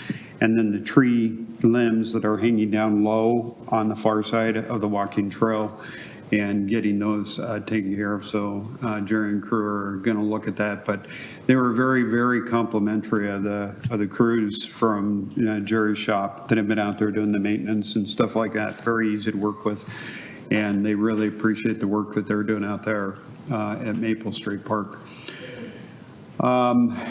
It was mentioned that we do want to have that joint work session, so thank you for getting that scheduled with the council, because the mayor and our chair of the Park and Rec, Barry Johnson, Jerry, a couple other committee members went up to Sandy to actually look at a pedal park and what Sandy is doing with the pedal park. And so the Park and Rec Committee would like to discuss some of the, go over some of the capital improvement projects that are currently on the books and in the park master plan, but also moving forward and looking at if the rest of the council wants to look at that pedal park as a possibility in the future too.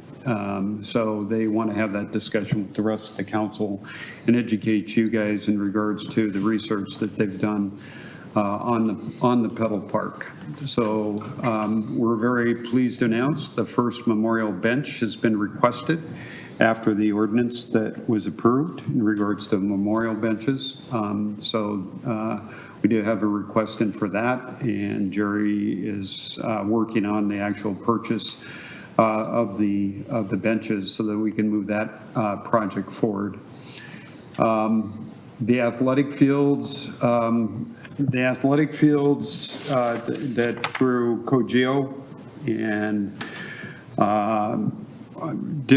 the city administrator did forward me the email from Patrick Sampson in regards to the sports complex update.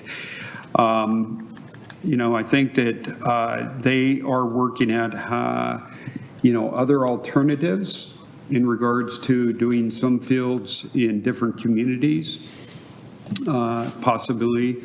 They still have some focus in regards to Canby, but the fact that, and they very much appreciate Canby staying on top of it, but with that said, they have to move forward with getting some fields built.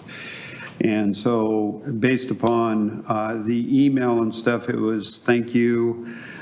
Canby is on our target still, but they are moving forward with Wilsonville and Woodburn and some other areas that are working closer with them and receiving more information from those cities rather than from Canby. Kind of disappointing in the fact that we haven't come up with property yet for the sports field complex and or stay in communications with them in regards to the sports fields complex. So I will continue to communicate with Patrick, and Patrick is working with the private landowner and made several calls to the private landowner, and the person has not called him back yet in regards to that land. So he continues to deal with that private landowner. Hence my comments that I brought up with Don Hardy, the need for more land identified for future athletic fields and things like that, because it's a tough one. But I would ask the council to put your thinking caps on this one, because I think it's time we get a real estate agent on board to start looking at land availability for the city, not only for the sports complex, but also for the hotel motel, and present that information back to us in executive session, because our staff is very busy and they're not real estate agents. But I think that if we were to get a broker on board to actually start looking at trying to find the properties so that we can show more movement in regards to the athletic fields. I would perhaps like that as a subject of discussion or a topic under new business for us to talk about. I would concur. Yeah, commercial broker. Yeah, commercial. I agree. Big difference. We've kicked that up around before, and I agree, we should consider that more seriously. Yeah. So meanwhile, I'll continue to try to stay in contact with Patrick to let him know that the city is very interested in making sure that those athletic fields happen. So let's see. And Maple Street Park, we had discussions about that. It's going very well. Jerry's going to be looking at getting some rollers out there to try to roll the new turf. Just, it helps with the seams and stuff like that. And the lights are going in, as well as the scoreboards and things like that. So it should be ready for ball by next spring. So it's looking very, very good. So nice job. Let's see. Again, reminder of the big night out for the people, for the car show, that people that might be listening. I was in contact with K&E Construction. They weren't aware that we were having a big night out. And so I contacted them and said, hey, is there any chance that we can get Grant, flaggers at Grant, to be able to get the car show in, because that's the way they're used to coming in. Mm-hmm. So they were going to provide flaggers for us to get the cars in, but warning them, they're not going out that way. It's only one way in, and then of course the car show people can go out on Ivy, Territorial, Redwood, those areas, but they're not going to be able to go out on Grant. So anyway, I'll be down there helping get the cars organized and stuff the day of the event and stuff. But again, I want to recognize K&E. I mean, when we had problems at Pine and 99, I made one call. They immediately had flaggers down there to let fire and police through there, as long as they had sirens going and their turn signals on. They were moving barrels and getting us through that intersection. Okay. So K&E has been outstanding to work with. As soon as you make a phone call, they're on it. The South End Road fire, for those citizens that are watching, that was a fire that was well out of control. We are investigating it as a possible arson fire at this point. We have set sprinklers up there. We have not had any reoccurrence of hot spots in those areas, with a lot of hard work by the firefighters to stop that fire from spreading to at least 4 homes that had fire at their decks the night of the fire. And so the firefighters made a tremendous stop there. We did go to 4 alarms, bringing in resources from around Clackamas and Marion County to help stop that, along with a helicopter, which was able to fill up within 30 seconds and make 2 hours worth of drops onto that property. The property is owned by ODOT. It is state property, and I'm currently working with ODOT in regards to the reimbursement for at least the helicopter drops to be able to stop that fire. Long-term forecast is next week, we're supposed to be back in the 90s again. So please beware, we're not out of fire season by far at this point. And every Labor Day, we seem to get some sort of east wind event, which brings on fires as well. So just as an awareness point, please be careful out there. I just want to make a comment in regards to remote work. Mr. Johnson made a comment here. He read a statement at our last city council meeting. It got back to me that Councilman Hensley and Councilperson Hensley and myself put Barry Johnson up to reading that statement. That is not true. We did not have any discussion with Mr. Johnson at all. And so I would like an apology about that comment that got back to me in regards to that person who made that comment. You know, I have started research in regards to remote work because I need to have a better understanding of remote work in city environment. But I can tell you that Sandy, Molalla have called in their employees. Marion County has called in their employees on remote work. Remote work to me is possibly good for salespeople because they're out on the road all the time. And they're never in the office. So possibly remote work works for sales, or if you're doing appointments for medical profession and things like that. There's a reason other cities and counties are calling their employees back to work, okay? If you look at the City of Canby from 2020 moving forward, and you look at the amount of employees that have changed from 2020 to today, we've increased in just about every department in regards to employees. And that could be because of the fact that we have people that are upstairs working here that have to answer questions when the public comes in because those people that are supposed to be answering those questions are at home. I've had the opportunity to talk to people with dogs barking in the background, in their backyards and things like that. But more importantly, the citizens as public employees, that's the part, public employees, they pay the bill. They pay our salaries. I've been doing this for 50 years and been a public servant for 50 years. I understand other industries that can get and allow remote work, but I think that this is something that we as the council have to, and I will be bringing this back up at the next council meeting, we have to address this issue. We need to have our employees, including our city administrator, here working at City Hall. It's unacceptable that we're not here to when the citizens come in and expect us to be here to answer their questions. Productivity goes down, and therefore we need more employees. Well, myself as a city councilor, I'm not going to approve next year's budget for any more employees until we get guarantees that we have our employees working here at the city. So with that, you can anticipate that I will be bringing this forward at our next council meeting as well, and I am not going to let this drop. So thank you. Okay. Thank you, sir.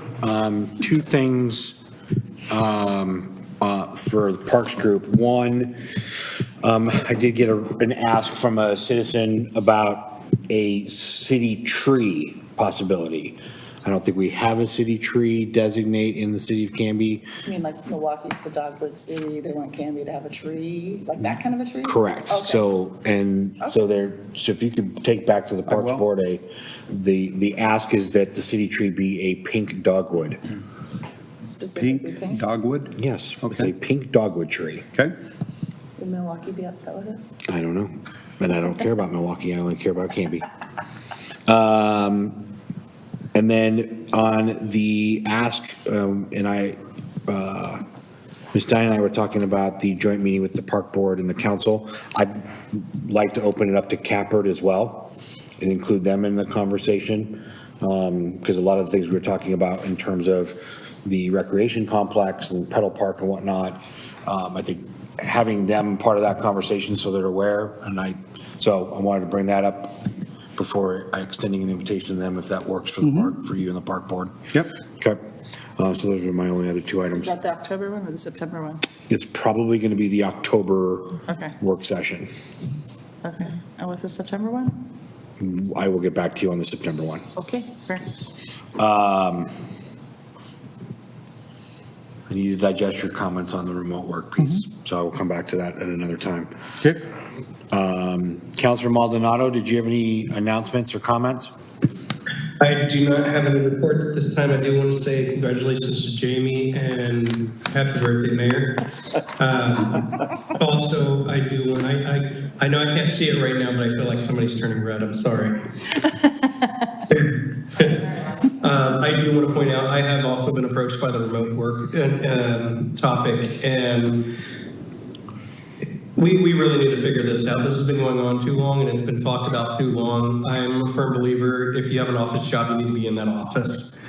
I'm not without being lenient on remote work, but I feel like it is becoming an issue, and not just within the council. It's becoming an issue within our citizens. They're voicing more and more about it. So we need to be a little bit more on this. As far as the sports complex issue, that's a real tough pill. I really hope that we can move forward on something a little bit more on that. Other than that, I do not have anything at this time. All right. Thank you, sir. Thank you. We will move into city administrator business and staff reports.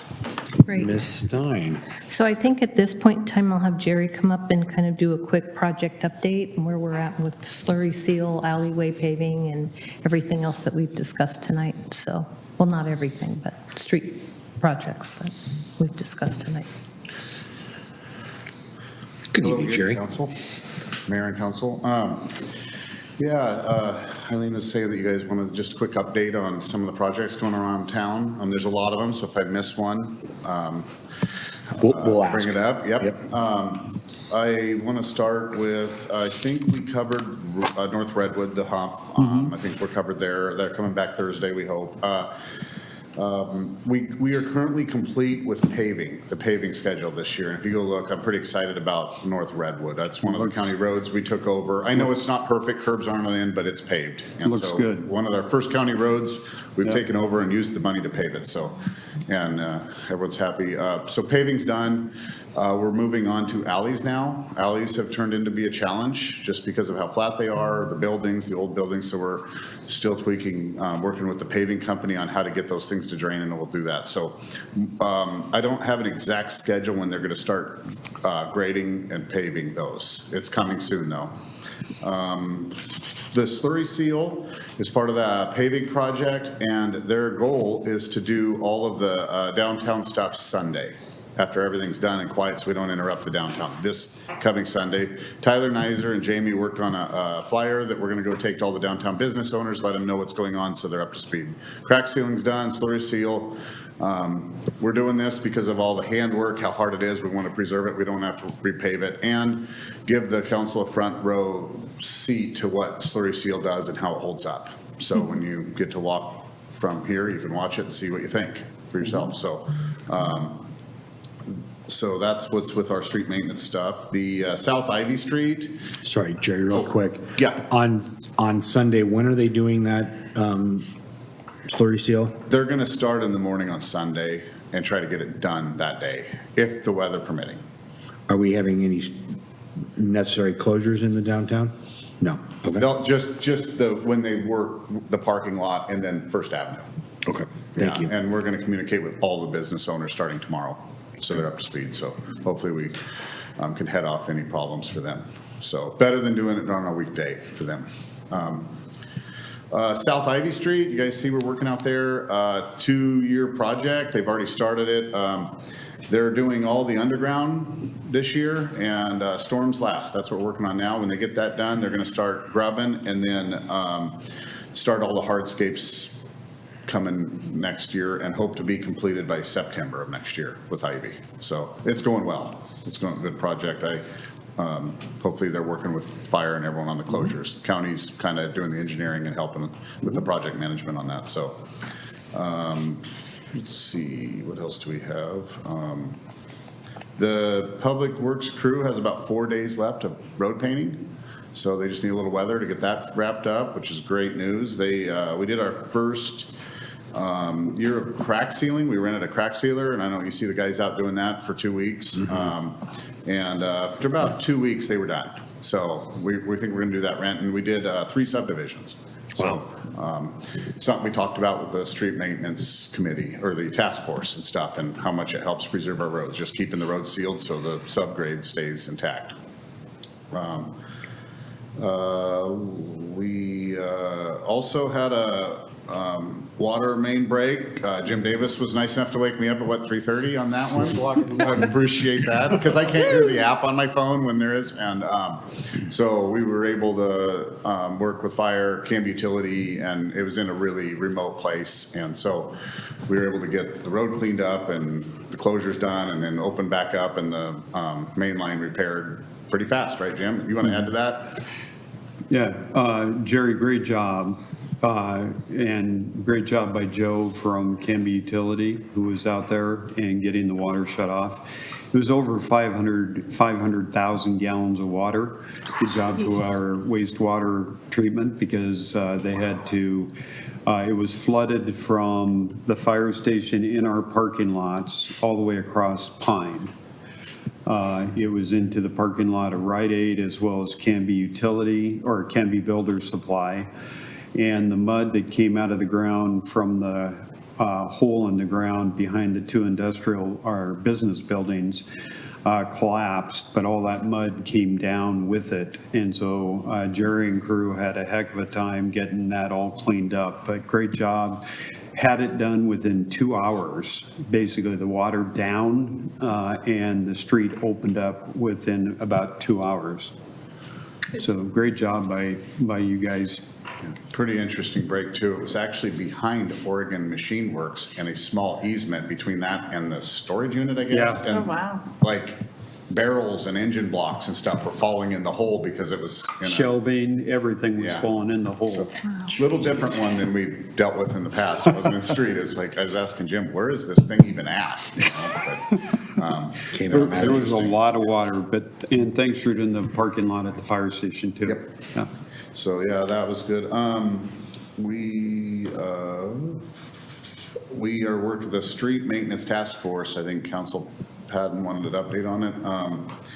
We got the minutes done, had a meeting with Eileen and Scott Schlag about questions that came from the meeting. So Eileen was nice enough to update kind of the minutes for me, and we put together a agenda, and we're gonna be scheduling a doodle poll and set up another meeting as soon as we can.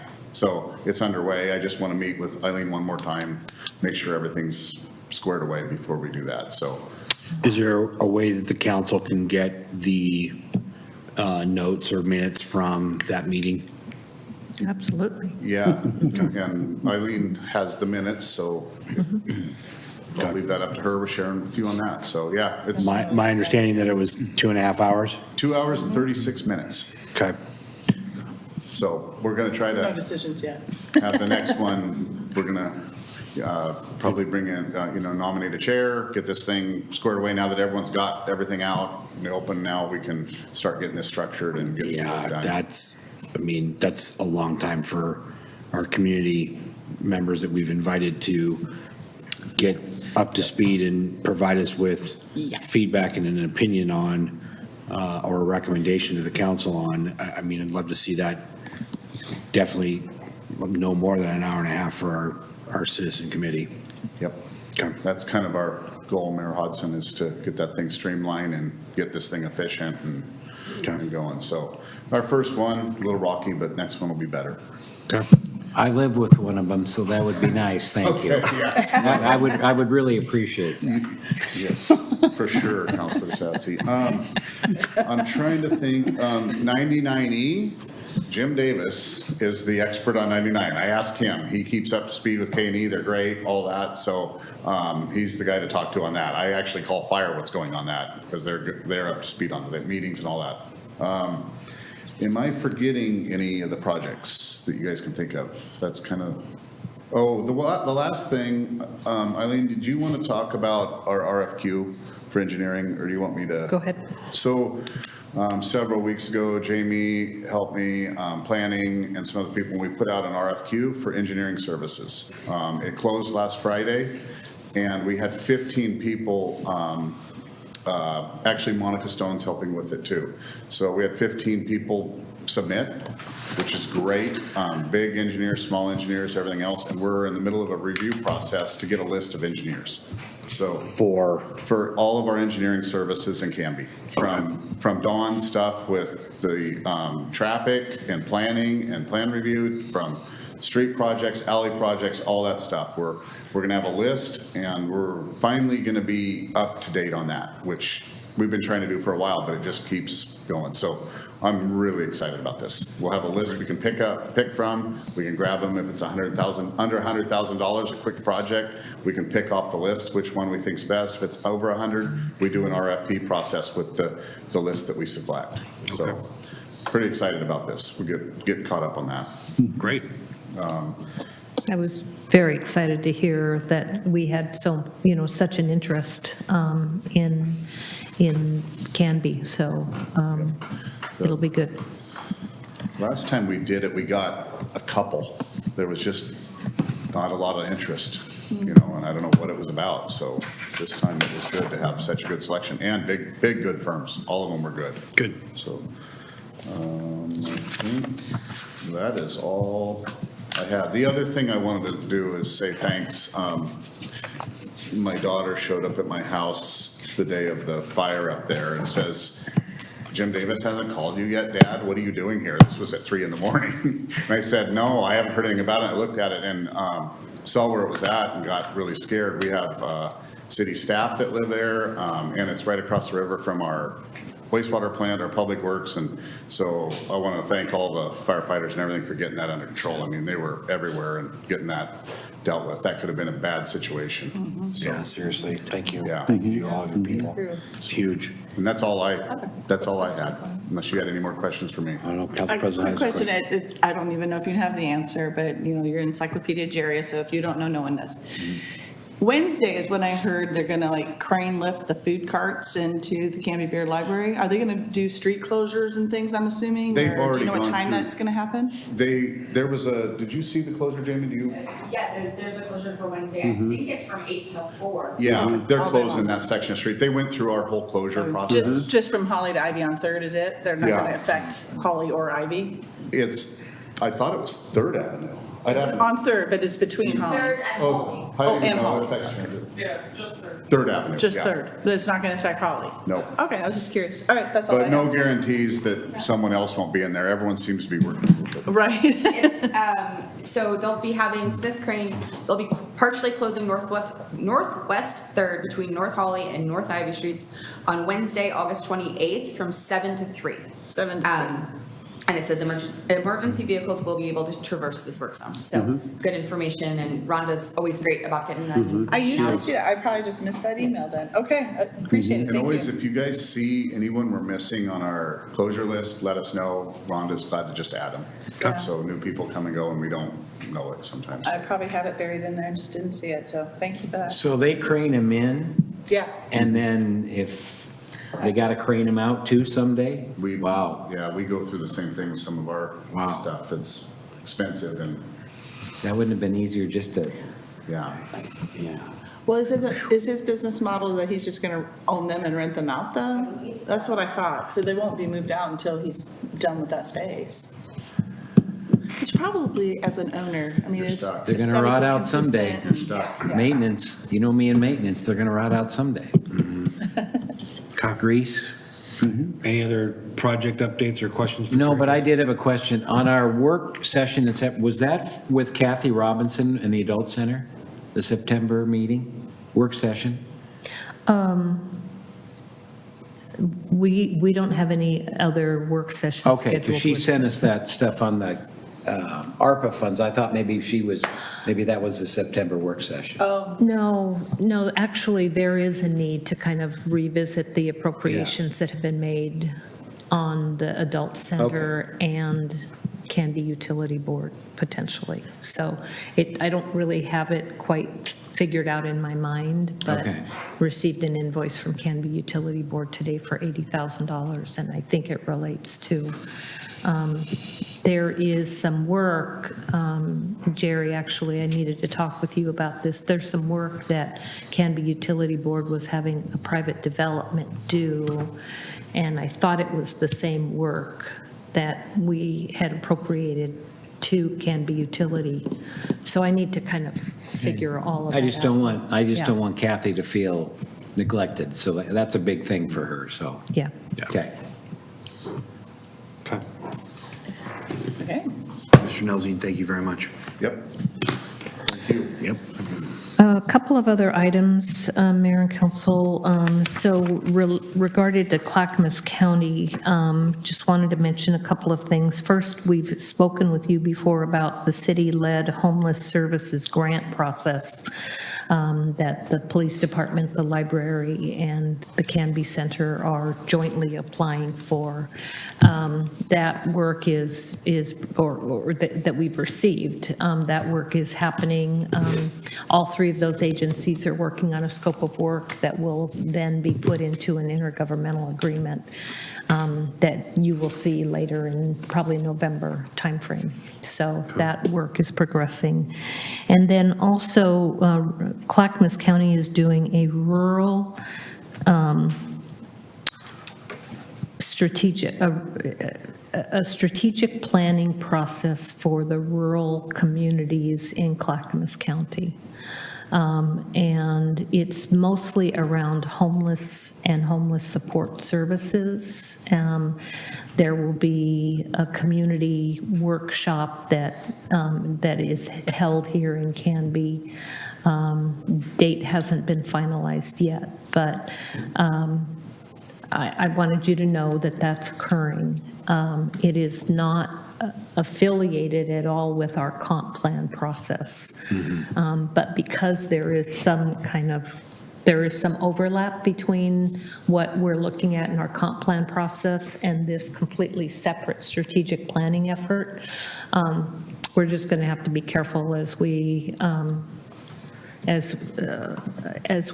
progress in that initiative, make sure that it's really clear that it's not part of our comp plan process. So but I wanted you to know about that.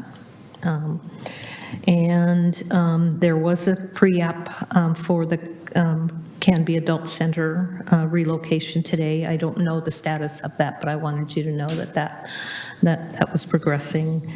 And then just before the meeting tonight, Jamie emailed out to you that there's a meeting at Canby or Oregon City Hall next week at 3 p.m. on the Willamette Falls Locks project. So if you have time to, it sounded like. Specifically about the locks portion, so it's the Willamette Falls Locks Authority, and there are several different groups that are working in and around the locks, but they are hoping to seek input from community members about what the future of the lock should look like, usage, how it should be developed. They're working, they took that over from the Army Corps of Engineers in 2021, and they have some funding set aside that was from the state. They still need about $13 million, which they'll be working with the state and federal government so that they can hopefully fund the reopening of the locks and put it back to use, which helps to connect, obviously, all of our communities, but it connects us to Oregon City and other communities, which is something that's really exciting. So I shared that with you guys, and the meeting is next Wednesday, August 28th, 3 PM, Oregon City Hall. And you don't have to RSVP, you can just show up. Thank you. Thank you. Thank you. Wanted to announce that. And then also, the final thing is, we did meet with the new school superintendent this week. About half the leadership team at the city showed up for that, so that was nice to meet her. We did also talk about Ackerman and what are the possibilities there. So that meeting occurred. That thought, sounds like several of you have also met her and spoken about, the future of that property and what the possibilities are. So we hit on that as well. So that's all I have. Great. Thank you very much. Next on the agenda is another opportunity for citizen input. Anyone online? No. I think we have one citizen here. Citizen/employee. Yeah, right? No, okay. Teresa, action review. You have approved the consent agenda and approved ordinances 1630 and 1631 to a second reading on September 4th, 2024. Great. Thank you very much. With that, wraps up our evening. I move we adjourn. So the motion has been made to adjourn. Is there a second? Second. Sorry, Councilor Maldonado, you have your hand up, sir. I just wanted to point out real quick before we adjourn, school will be starting up soon, and obviously with the construction that we have going on the roads, please be aware that we will be facing more congestion. Take your time in the mornings, give yourself more times in the mornings. Kids are going to be out on the roads and sidewalks on their bicycles and walking. Just please be careful during this time. Yeah, Thank you, sir. Appreciate that. Okay. school's right around the corner. So I had a motion. Did someone second the adjournment? Councilor Sassy? All those in favor? Aye. Anyone opposed? Anyone want to continue to hang out? No. Good. I do not either. So I have pie and birthday cake.